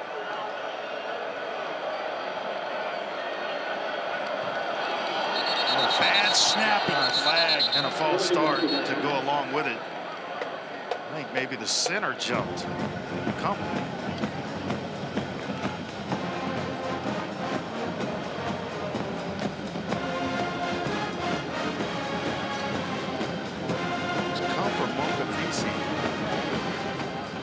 Illegal snap by the center. Yeah. 5-yard penalty. 1st down. Indeed was Gumper. He kind of raised up like he wanted to snap it and then gave the no, I'm just checking to see where guys are lined up. A 5th-year senior who has started at every position on that offensive line. The right side of that offensive line as good as you'll find in college football. Yes, indeed. Center to right tackle. And a lot of the runs that they hit for big yardage come on the right side. So Dejon Stanley runs left, cuts it back across the middle. A couple of yards behind the original line of scrimmage. Caleb McCullough getting the start today once again. 9 tackles for Arizona State, number 22 in maroon. Right back on schedule. You want to live, Anish, 2nd down and medium, 2nd and short. And this drive has been a good place for Utah. You don't have to really overexert Cam Rising. You can give him some short throws and get his rhythm back as they progress here. It's still 2nd and long. Pressure off the edge. Pocket hold. Singer wide open. Dorian Singer with a 1st down inside the Arizona State 30. 5th trip inside the 30. A good throw and catch here. Looking coverage off left. Knowing all along he's going to come back right, and he knows the exact route that Dorian Singer is going to run. So you look coverage off, come right back down the seam in the middle of the field, or the middle of the field, and Singer's right there for you. The timing was perfect. It's a nice spiral thrown by Rising as well. Singer is facing Arizona State for the 4th time with his 3rd different team. USC, Arizona, and now Utah. Rising, he still can't move. And Bernard was the intended target, Paul. With Cam Rising being limited, I would expect a heavy dose of the run game. And Micah Bernard, you guys are giving props to this offensive line. They call themselves the O-Block. 250+ games they've played. And Jaron Kump, the center, one of the leaders. Interesting young man, too. Speaks fluent Portuguese. He's also a state champ in the shot put and the discus. Your kind of guy up front, Andre. Love big guys that can move bodies. Was on a church mission to Brazil where they speak Portuguese. How about Bernard cutting a jagged path for a first down all the way to the 17-yard line. A dozen more. Bernard getting close to 100 yards. He has played some good football tonight. And I'm kind of surprised that he hasn't gotten even more carries. Bernard, you see, kind of scratches and paint on the helmet. Put in some work there. He ran for 500+ yards on the 2 Utah teams a few years ago that won back-to-back Pac-12 titles. And they feed him. Why not? 1st and goal, Utes. Boy, is he running tough. You got another guy on the other sideline. Can't let him outshine you, can you? Scadaboo on the one side, you got Bernard on the other, and this is kind of what we expected coming in here tonight. A bunch of runs between the tackles and just, you know, which team was going to be the tougher in the trenches. That's the team that would come out of this one victorious. I tell you what, these 2 backs have not disappointed. This is about to be a study in power football. 3 tight ends. Bernard, meanwhile, north of 100 yards. Now Keithy will take the snap, Rising in the slot. 0 for 2 in this formation. For the snap. First charge, time out of the half. Arizona State. Arizona State wanted to make sure it had the right personnel. Media timeout. We'll take a timeout. 1st and goal, Utah. The Utes looking to take the lead with 4:12 to go in the 3rd.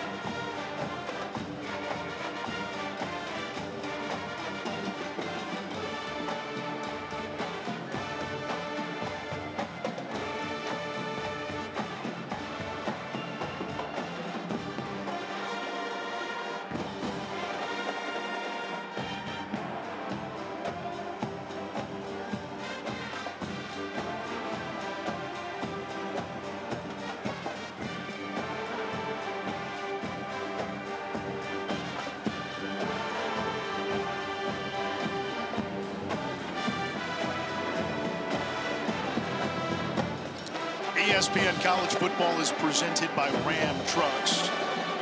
And you can help people affected by Hurricanes Milton and Helene.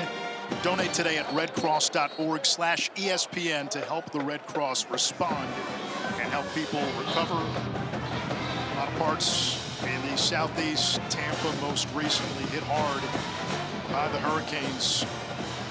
Meanwhile, here in Tempe, Arizona, Mountain America Stadium, Arizona State clings to a 4-point lead, but Utah with a 1st and goal at the Sun Devils' 5-yard line. The Utes have not led since it was 6-0, and they line up in 3 tight ends. Give it to Bernard 4 straight times if needed down here. Keithy motions right. Bernard runs that way. The thing about it is you're not going to fool anybody thinking Cam Rising's going to pull the ball from Bernard. I would just collapse on Bernard if I'm Arizona State. Now, we just talked about the right side of the offensive line. At best, you may show it to Bernard and throw the pass over the top, but I'm going right and let those guys move some bodies and figure out how to get in the end zone right here, right now. A loss of a yard, 2nd down, still goal to go. 3 tight ends. Rising. End zone, incomplete for Keithy. Well covered, 3rd and goal. And Andre, you got to remember, Utah's been down inside the 30 plenty tonight. They have not been able to finish drives with touchdowns. 5 times and 9 points to show for it. So you're gonna win this game at some point. You got to put one in the end zone. Is this 4-down territory? Not necessarily. It's still early in this game. You got an entire quarter left to play. So taking a field goal here to get to 1 point is okay. Again, 3 tight ends. Bernard, the running back out of the pistol. He gets the call. Behind that right side, Mekhi Bernard for the touchdown. Utah takes the lead. I like the celebration. Just dab off a little sweat, young man. Boy, he is a good football player. We talked about the strength of the offensive line, that right side. They bring in the tight ends and go that way. And Utah with a lead here.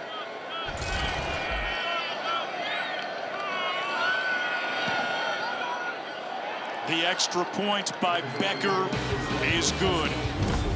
Vintage Utah drive, 12 plays, 79 yards, 7 minutes plus off the clock, 3 tight ends, and Mekhi Bernard in for 6.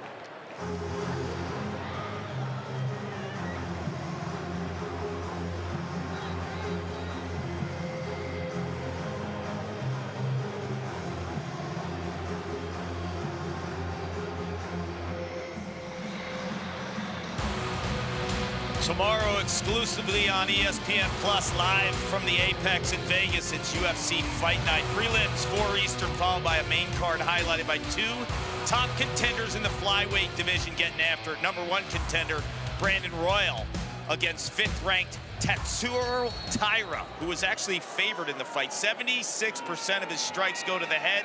Get your hands up, Andre. Protect yourself. Subscribe to ESPN Plus right now. Love it. Fair catch is called. There's only one guy on this crew that should be reading those, or doing those promos. And the right guy is doing it. And the right guy is doing it. Brings some energy. Makes me want to watch UFC and boxing. Who was the guy last week, Cart, with the stone hands? You saw the face. I sent you in the picture what happened afterwards, right? Great name for a boxer, not so much for a football player. Maybe if you're a linebacker. And we get a flag. Well, you got Roberto Duran, who was hands of stone. Yeah. You touch it, you go. You're going to sleep. Number 65, 5-yard penalty, first down. And that was a great time during the boxing age where Ray Leonard, Thomas Hearns, Roberto Duran, Hagler, the 4 of them getting it on. Oh my goodness! If you ever want to watch one of the great first rounds, Hagler Hearns. Hagler Hearns. No doubt. We're in the 3rd quarter of this one. Arizona State now down by 3 after a 7-minute-plus drive by Utah. Behind the sticks, play action. Levitt fires a strike to Tyson. Speaking of boxing names, first down across the 40. They're right on time, huh, partner? Excellent job in terms of timing by Sam Levitt off the play action. And then he's got Tyson crossing in the middle of the field. I tell you what, this young man's going to be something to watch for years to come. Sam Levitt. Book it. And then Tyson's only a sophomore out of Allen High School, where Kyler Murray went to high school. One of the largest high schools in the state of Texas. Tyson was Colorado's top receiver as a true freshman a few years ago. Tunnel screen, but no light for Skattebo. Now, the one thing about Skattebo, he's not one of these running backs who's on a pitch count. He averages about 25 touches a game. You ask their offensive coordinator, Marcus Arroyo, how many touches do you want to get? Arroyo started to give you a number and then said, with him, he's an old school guy. We're going to keep giving it to him. Yep. He had a game earlier this year where he had 30-plus carries, ran for 262. That's a strike to the tight end, Shimon Mateer, close to the first down marker. He's old school. He's covered in grass stains and white paint marks all over his jersey. And Anish, every time he comes off to the sideline, he's gassed. I actually spoke to him at halftime. He kind of nudged me. He said, are the guys in the booth saying my last name right? I said, yeah, they're calling you Skattebo. He said, good, because a lot of people call me Skattebo. Skattebo. Injured player is Shimon Mateer, the tight end, and he is a big part of this offense, a matchup problem. Skattebo tonight, 46 yards rushing, 3 catches as well. Peppa is down for Utah on his knees. Simote Peppa, junior D tackle.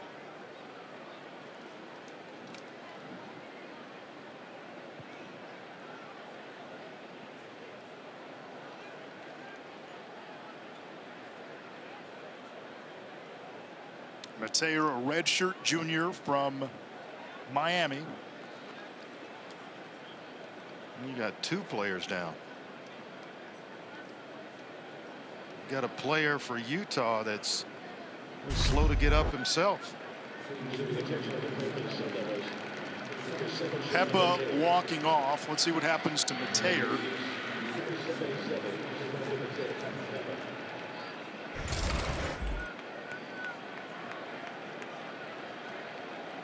Now, one thing to remember in a game right now that is decided by a field goal. Arizona State's kicking game is very much up in the air. Ian Hershey, who began the season as the place kicker, struggled, especially with getting lift. His kicks were getting blocked.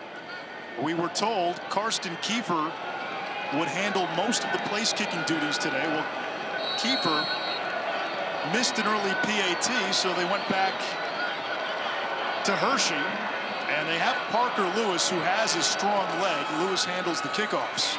Here is Scatterboo.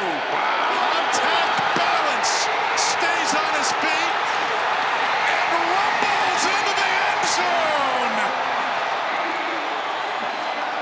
You want to stay boxing analogies?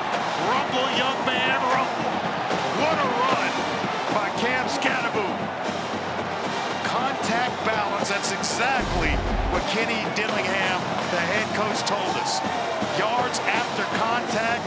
I mean, he has taken on defenders, making a miss. And then, Derrick Henry, stiff arm, baby.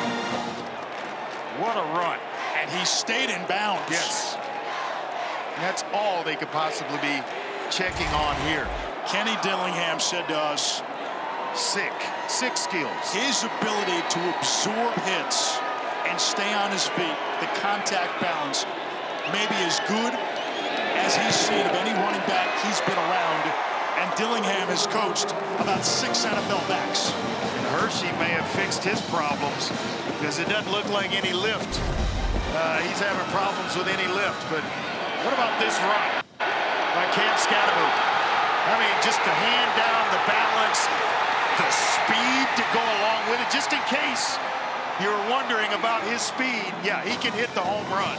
And there are several NFL scouts here, and I can only imagine they're checking out number 4 from Arizona State.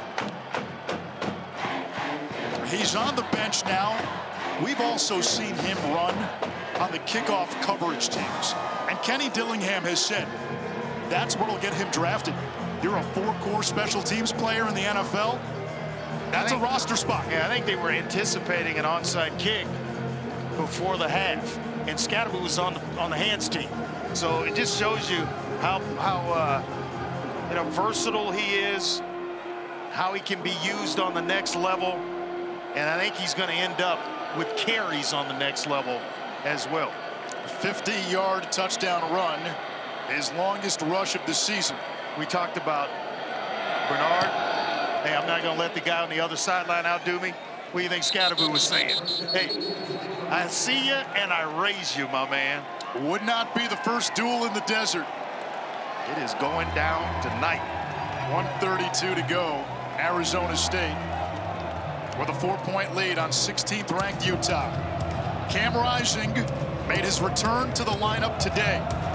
He's been erratic at best. 10 of 26, 143 through the air. No touchdowns, 2 picks after missing 3 games with a hand injury. But he has had the reliable running game, and he's had Micah Bernard. Bernard's got 106 on the ground, his 4th 100-yard game of the season. Rising will take a shot, and he overshot his intended receiver, Dorian Singer.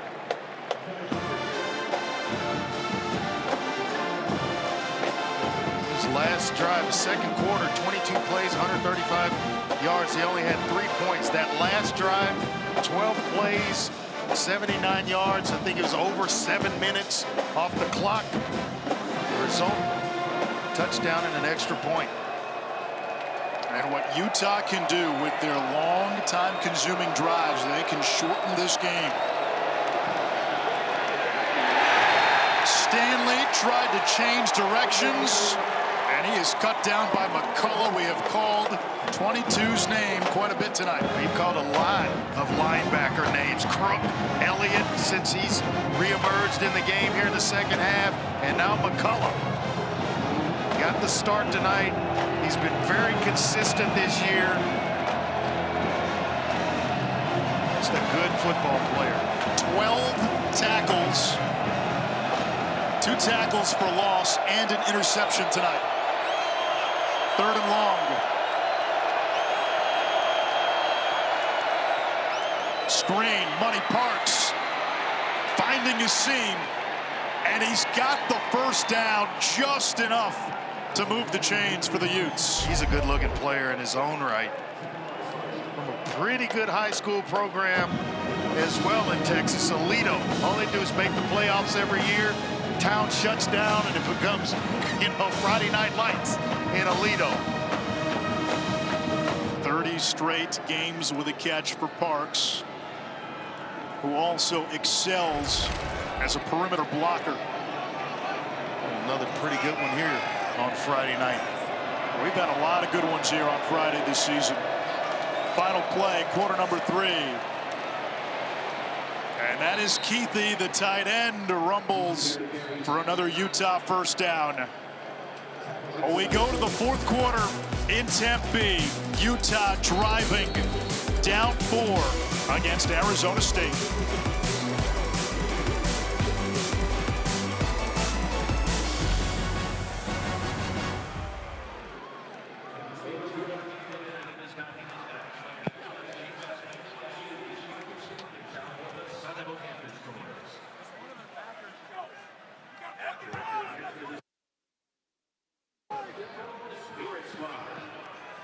We're good? Toms, we're good? Coach, what's allowed Mekhi Bernard to be so successful in this game? Good blocking up front. O-line is doing a nice job, as are the tight ends, and giving them some running lanes. When your defense gets back on the field, what do you want to see from them? Better tackling. Must have missed 4 tackles on that Scatterbo touchdown run. We got to tackle much better. Thank you.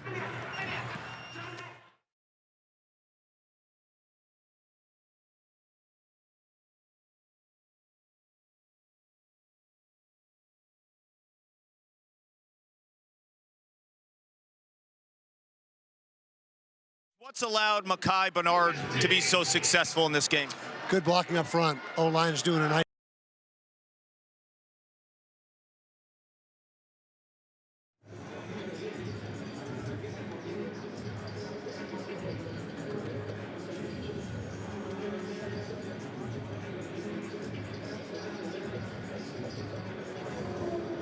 Coach, what's allowed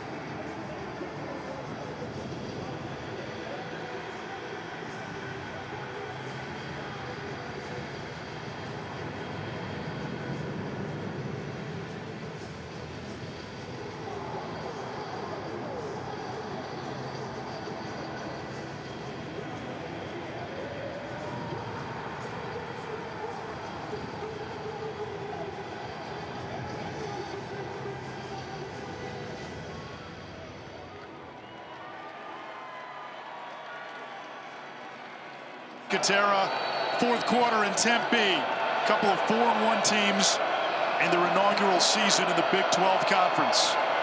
Utah on the move, down 4. Cameron Rising lets it fly. Singer reaches up and hauls it in. And the Utes inside the 40 of Arizona State. That's a big-time throw from Cam Rising because it doesn't allow Arizona State to pack the box and defend the run. If you can at least just complete a couple to make them respect the pass, now you can come back with Bernard and run the football without a packed box waiting on you. It's been a gutty effort tonight from Rising. Really has. And early on, it didn't seem like he was going to be long for this game. He's been better in the second half. Does have the 2 picks. Sun Devils show blitz. They bring it. Bernard on the run play. second level. That's the danger. You blitz the run, and Bernard picks up 13 more, up to 119. Well, they do a heck of a job of blocking a crowded box. Kind of there anticipating the run with Bernard as Arizona State, and they block it up. They bring pressure, they block it up, and once he gets through the first wave or the line of scrimmage, now it's tough footing for Arizona State on the back end to try to bring down the quality of Bernard. Cam Rising, first game back after missing 3 with a hand injury. That's been his best play, giving it to Micah Bernard, who a year ago was banged up, missed 11 games with an off-field injury, almost walked away from football. He's come back, and he's been one of the best running backs in the league. No, don't walk away, young man, because you got a lot of football to play, and I'm talking about after he leaves Utah. This is a guy that can make an NFL roster and play on Sundays. Tough, got the size necessary, the ability, catches it well out of the backfield. He can do it all, and Utah in the fourth quarter has had a habit. They churn it out of feeding Bernard and holding on to the ball. Almost 10 minutes average time of possession. Money Parks spun down at the 21. I have been waiting to see this all year, and I don't mean waiting in a bad way. It just seems like it lends itself to happen. Guy coming in motion, you're trying to snap it, it hits Parks. He does a headsy thing in terms of reeling it in and then turning it into a positive gain, but that is too close every single week. When you're bringing guys, I would let them clear and then snap the football rather than trying to snap it as they're going by. Near disaster and alertness from Parks. Big time. Could be 4-down territory. Bernard flagged down. Bernard stopped at the line of scrimmage. It's going to be a hold against Keithy, I think, the tight end. It's thrown right at his feet.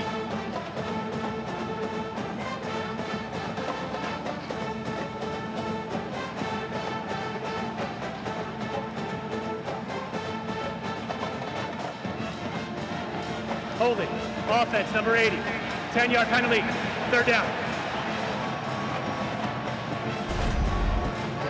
The least it's going to make it a tough field goal if Utah can't convert here on 3rd down, but Keithy gets beaten inside, and oh yeah, definitely a hold. You can call that one a tackle. That's another trip where Utah got inside the Arizona State 30. They've done that 6 times tonight. 3 field goals, an interception, and 1 touchdown. Dorba checking himself into the game. He's kind of been this pass rush specialist for Arizona State, so they're anticipating pass here. A 4-man rush, Rising with time. Finding Bernard, gobbled up. It's going to bring up 4th down. What do you do down 4? Do you kick it here and turn to your defense, or do you go for it? With 11 minutes left, I go ahead and kick the field goal here. They are leaving the offense on the field, especially with this 4th and 8. Now, a veteran quarterback with a cadence, you might want to try to draw Arizona State off sides. I don't know that they're going to hear it with this crowd very much involved. Will they go for it, or is it a ploy? They go for it. Rising, steps up. Low throw in the flat, turnover on downs. Parks made the catch. Not even close to the sticks, and the Sun Devils take over. Another empty possession inside the opponent's 30 for Utah. Arizona State football on the other side.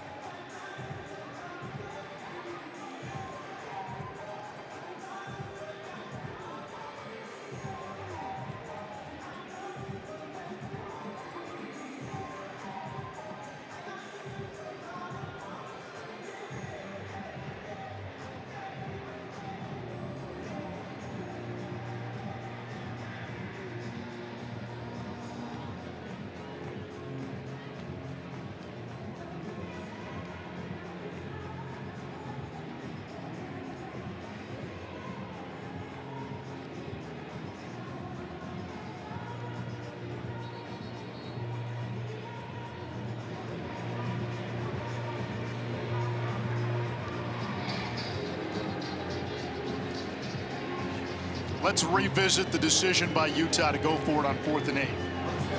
Andre, if you kick the field goal, you're still down one. But if Arizona State scores a touchdown and kicks the extra point, still within 8, it's a 1-score game. Now, if Arizona State scores a touchdown, you're looking at a 2-score game. Yeah, and I may have gone for it if it's 4th and 3, 4th and medium, and 4th and 4. But 4th and 8, go ahead and take the points, make it a closer game, and then you've got plenty of time to get back in it. Kyle Whittingham turns to his defense. Arizona State turns to Skattebo, who's tackled at the line of scrimmage, no gain. Sacramento State, only offer, right? Yeah, he was from the area. That was the only school that took a chance on him. And when Kenny Dillingham and his team looked at Skattebo last year, they found a guy who just refused to go down. Can get it done. And look at him go. It's 3rd down. Big play coming up, and this is where Utah has excelled all season. Crazy part about it, talking about Skattebo, is he's fun to watch. He is. You know, he gives you a lot of stuff that some of the so-called great backs across the country can bring. And I throw him in, you know, I don't know that there are many that are better than this kid. Utah defensively holding opponents to 24% on 3rd downs, 4th in the nation. Skattebo not back. This will be close. I think he's got it. He's going to be. He's got it. They're waving the. Right at the 30, which was the line to gain. Wow. And Utah can't believe it. Teo Johnson, the safety, looking toward the sideline, trying to plead his case, and we may get a review. The ruling on the field of a 1st down is under further review. And it's Jonathan Hall who comes up with a big hit. You usually don't get to line up Cam Skattebo like Hall just did.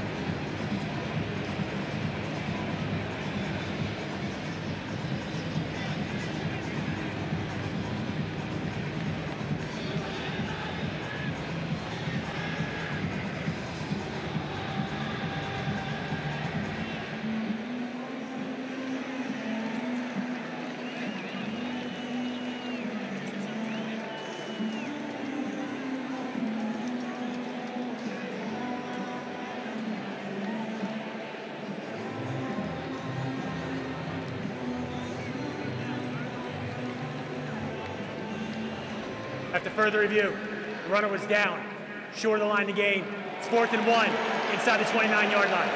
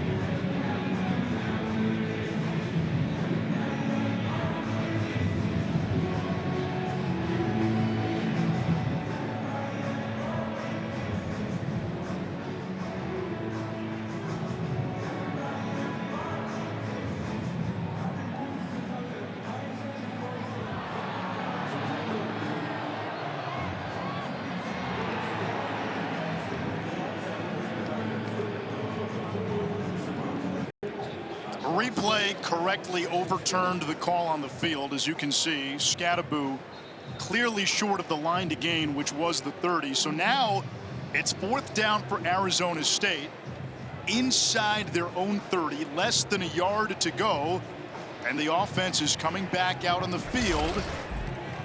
Maybe they're trying to draw Utah off sides. I think that's more realistic than anything, is that they're trying to draw the Utes off sides. If you get down, you don't want to burn the timeout because you may need it later. You've already burned one this half. So, 5 yards and still punt it.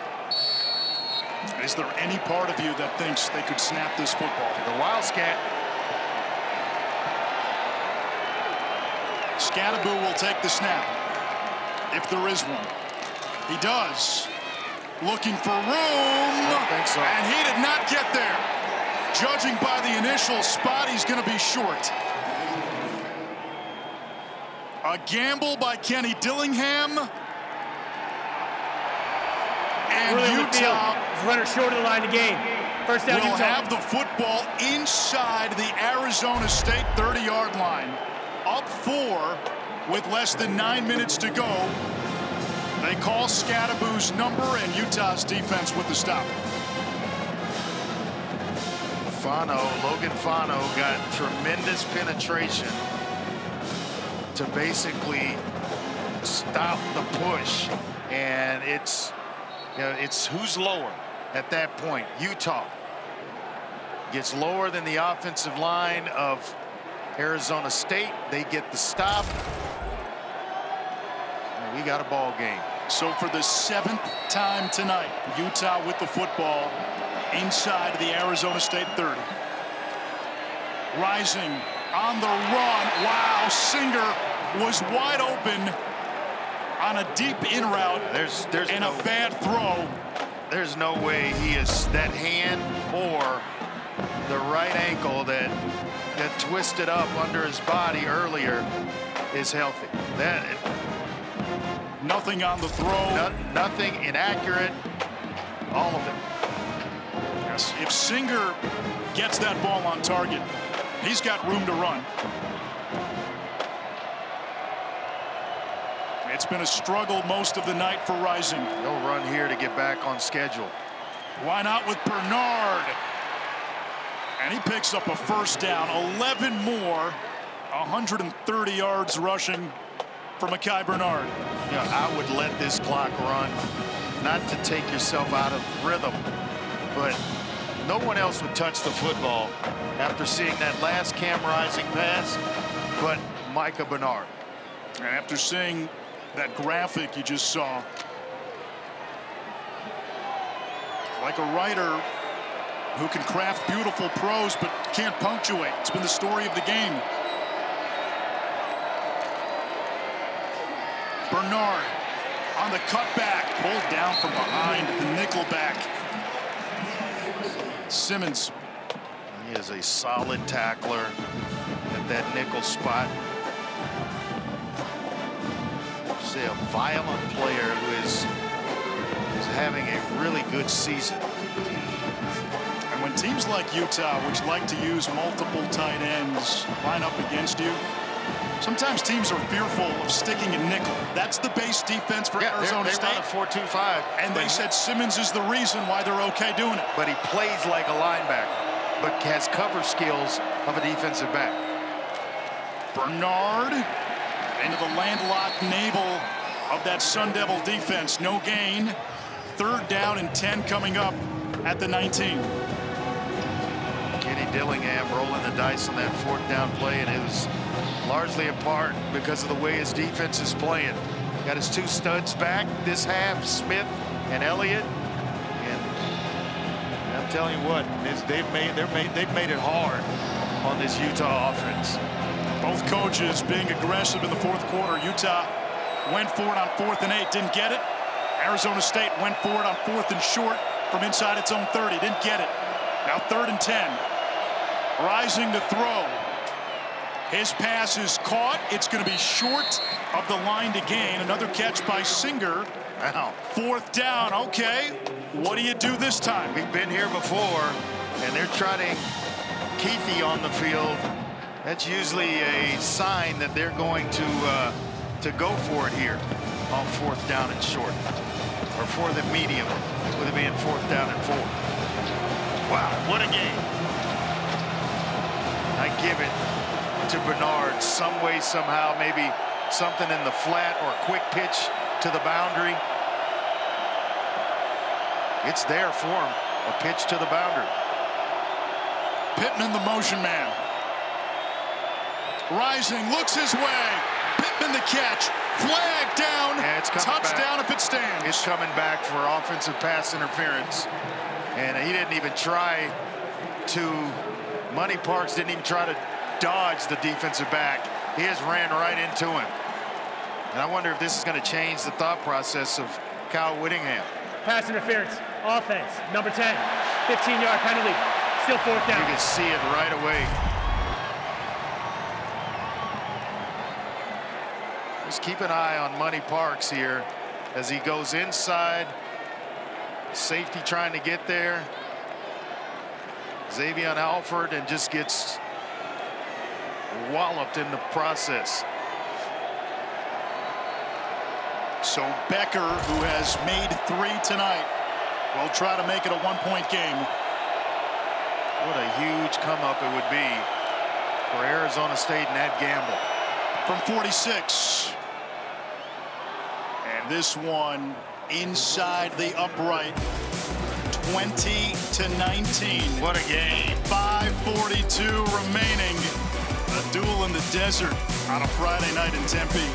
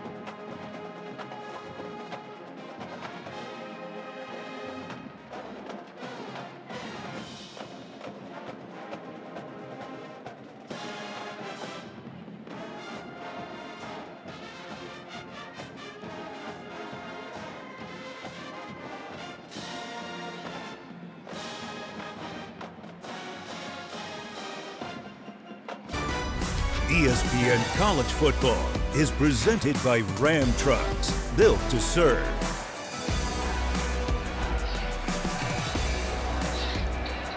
.542 left in regulation. Utah, after the field goal, will kick off. Just a odd sequence last couple of times for both teams. Utah gets inside the 30, 4th down and 8, go for it. They don't get it. Arizona State takes over. They have a 4th and less than a yard inside their own 30. Go for it, don't get it. Utah gets the ball back, has to settle for a field goal. Fair catch by Smith brings it out to the 25. Coming up after the game on SportsCenter, it's win or go home in the NLDS. A full Saturday look ahead in college football and the latest on the Pittsburgh Steelers quarterback situation. We have unfinished business here. Arizona State A win last week. So you lose against once Kansas. and you lose your job? I mean, how's that? I don't get it. I think Justin Fields has played well enough. Well enough. And Russell Wilson had his ups and downs a year ago in Denver. More downs than up. Under center. Scatterboo. That's no surprise. And he groundhogs ahead for 3. Paul? I expect a heavy dose of Cam Scatterboo. And, you know, we talked in the break, too. I heard you guys talking about the options with Sam Levitt being a runner. Ever since he was hitting that second quarter, I'm watching him, you know, in between series, warming up, throwing the ball. You can tell by his facial expressions. He's not right after that hit. And I would not expect him to be using his wheels. And that is an added dimension for the red shirt freshman quarterback. He's great with his feet, but I expect this is going to be Scatterboo, Scatterboo, Scatterboo. Michael Keaton on line 1. That time, Scatterboo ran into Billinger. Only a yard. Well, and it hasn't forced Utah to spend a timeout yet. They're just going to wait it out. If I'm Arizona State, I'm taking this thing all the way down inside 5 seconds on the play clock before I snap the football. And this could be the run that Kartz talked about. Haven't run him in the second half of this game yet. Sun Devils need the 35-yard line. And look at all those bodies around the line of scrimmage. Levitt moving the pocket. Backside pressure. Thrown outfield. Who else? Scatterboo. What'd you say, Cart? Scatterboo, Scatterboo, Scatterboo. Oh, yeah. Yeah, my man's got hands as well. What a nice job of buying time. You allow the rush to come from the outside, but Scatterboo out on the route with an over-the-shoulder catch. You're responsible as a quarterback for the end man on the line of scrimmage and slide protection. You get away from him. You do a nice job of buying yourself some time and then lobbing one up over the top for Scatterboo. They told us he does not have a pitch count. To Carlos Brooks, spelling Scatterboo. Yeah, the message right now is 2 hands on the football. So if you're Utah now, you got the 2-minute timeout and all 3 timeouts. At what point do you use them? You're getting eerily close to it, and you know, with that first down minimal gain, I might have taken one there. They're going to run another play. You may take another one and let the third one be the 2-minute timeout, hoping that you get a stop or get it to 4th down with Arizona State punting, and you might have one left. Utah loads up the line of scrimmage. Scatterboo back in there.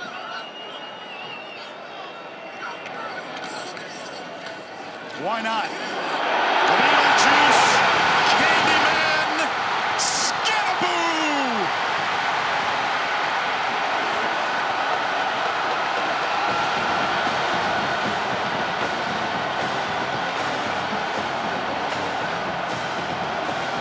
Don't even think about sliding at the 1 and going down and not scoring.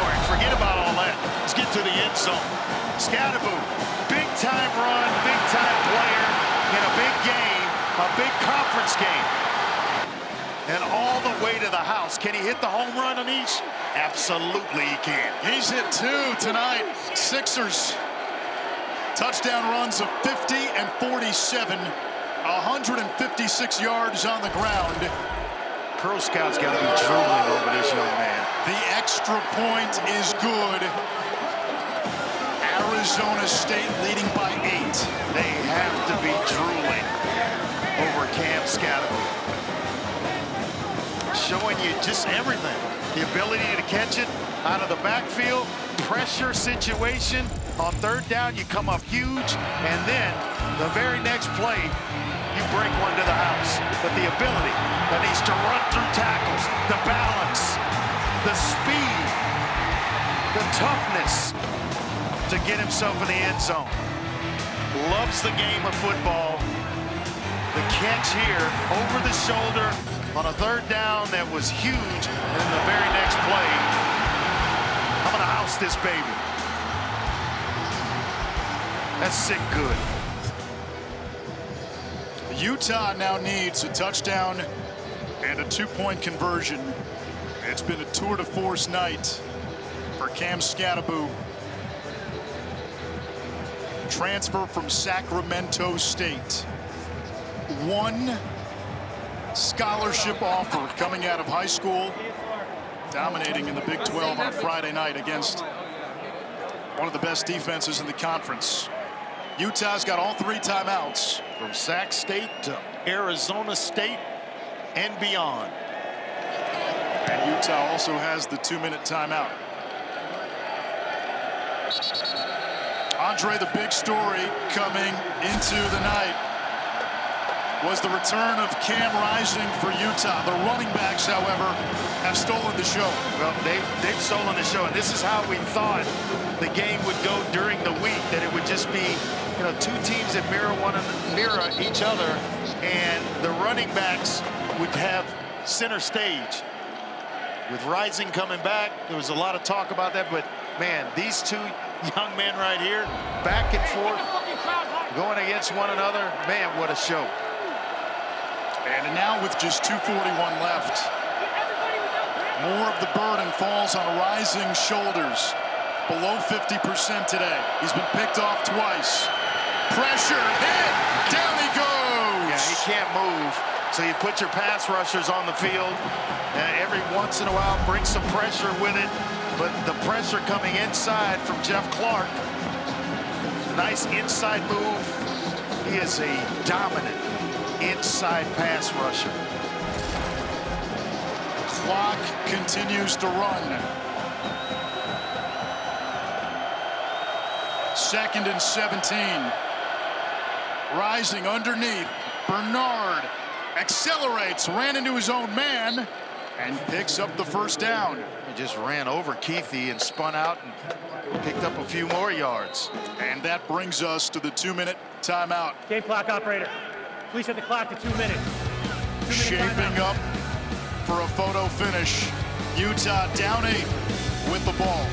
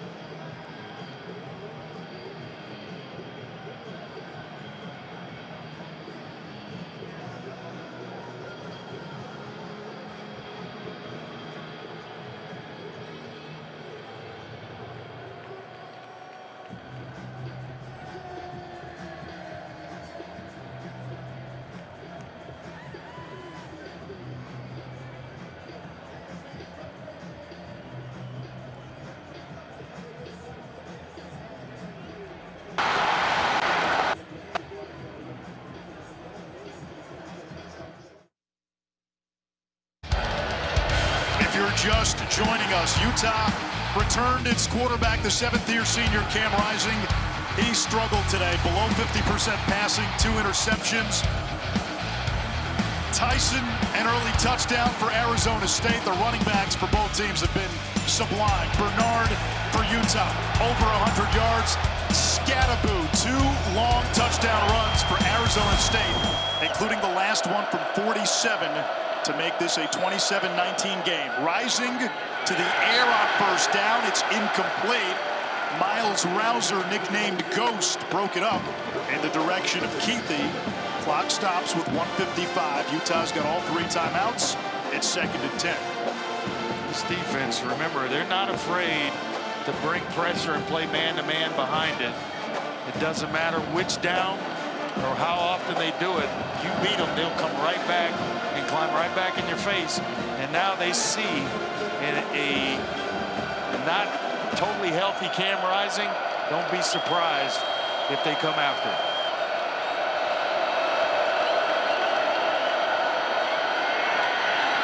Rising escapes. Pressure from the backside. Rising floats it. Incomplete for Bernard. It's 3rd and 10. Clayton Smith applying the pressure. A lot of heat coming, and it's in the form of Jeff Clark. Then you have Smith finishing things up. This is a good football team we're watching. Arizona State, they have everything in front of them. Utah trying to get themselves back in this game and extend with a little extra playing time here if they're able to go down, score a touchdown, and then convert. They might have to burn a timeout. Play clock at 1, at 0. And if they didn't call a timeout, that's delay of game. I don't see a flag yet. Delay of game. Offense, number 7. 5-yard penalty. 3rd down. You just cannot take that penalty in that spot.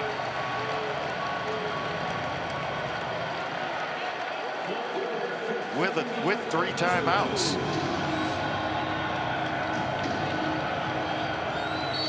I mean, sometimes you take the timeouts to break a team's rhythm. So we were going through that whole scenario when Arizona State had the ball. They didn't elect to take a timeout. There, play clock running down. To save it from being 3rd and 15, you take the timeout. With a quarterback who has struggled mightily with accuracy today. Rising, almost intercepted, and is picked. Juggled and intercepted. It's McCullough's 2nd of the game. What an athletic play by Caleb McCullough to get his hands on his 2nd interception. Almost lost this baby, but reading the eyes of Cam Rising in zone coverage and able to reel it in, hold on to it, double grip that baby to make sure it doesn't come out again. And now you'll see Utah take the 3 timeouts because all Arizona State has to do is kneel on it. How about the game for McCullough getting the start today? 12 tackles. A couple of plays in the backfield. Hey, Coach, I should have been playing all along. That's what he's going to say when they hit the locker room. Well, what great depth, though, when you lose a guy like your Green Dot and Keyshawn Elliott, and then you have McCullough step in and have the type of game that he's had tonight. That's got to be refreshing for Kenny Dillingham. It's a signature win for Dillingham if Arizona State holds on. And Smith on the reverse to the 30-yard line. They really like Smith and his speed. First charge. Timeout of the half. Utah. Timeout Utah. Well, as he can take the top off the defense. Monday Night Football, Jets and Bills. Robert Saleh fired as Jets head coach earlier this week. Offensive coordinator Nathaniel Hackett demoted. Jeff Ulbrich, the interim head coach for the Jets. I may never understand the Jets. I may never understand that move, what they're doing. You're talking about this is a, playoff team and a Super Bowl team, and you fire your head coach 5 games into the season? Andre, you said you might never understand the Jets. You're not supposed to understand the Jets. Anish and I both grew up in the tri-state area. Come on, man. I may never You could understand bottle that up and use that 5 years from now, 50 years from now, 50 years ago. Second down and short. Skattebo in the backfield. He has been superb. And he picks up a first down for the Sun Devils. I go back to our coaches meeting with Kenny Dillingham. He had the utmost respect for Utah, which uses a timeout, and Kyle Whittingham. Second charge, shot out of the half. He told us straight up, 30 seconds. Results of the play was the first down. we are trying to copy Utah. Dillingham wants to be where Kyle Whittingham is now. It's a bad show of respect, no doubt about it. And he said the difference earlier tonight, they're a program and this is a team. Well, this kind of win for Kenny Dillingham in year 2, given the situation he inherited amidst all the sanctions and the chaos, this is a program-building win for Arizona State. He's got a lot of pieces in which to build from. You know, Levitt is a young quarterback, just a redshirt freshman. We've seen him make great strides tonight. He's got a go-to receiver in Jordan Tyson that scored tonight. Offensive line that's kind of senior laden. He's going to have to rebuild that, with the exception of Josh Atkins, the left tackle. But man, this is going to be fun to watch Arizona State for the coming years. A year ago, Utah beat Arizona State. Final charge, time out of the half. Utah. 55-3. That was in the Pac-12. And these two schools, along with Colorado and Arizona, amongst 4 Pac-12 teams that joined the Big 12. And it was nice of those programs to bring some of that after-dark magic to their new league. Yeah, and we were talking earlier about, you know, Utah was picked to win this conference, the Big 12. And Arizona State on the last. Yes, last to finish. And now you got last beating first, flipping this thing on its head. Make it make sense, my man. I'll tell you what, the Big 12 has been fun this year. It has. Because it hasn't made sense.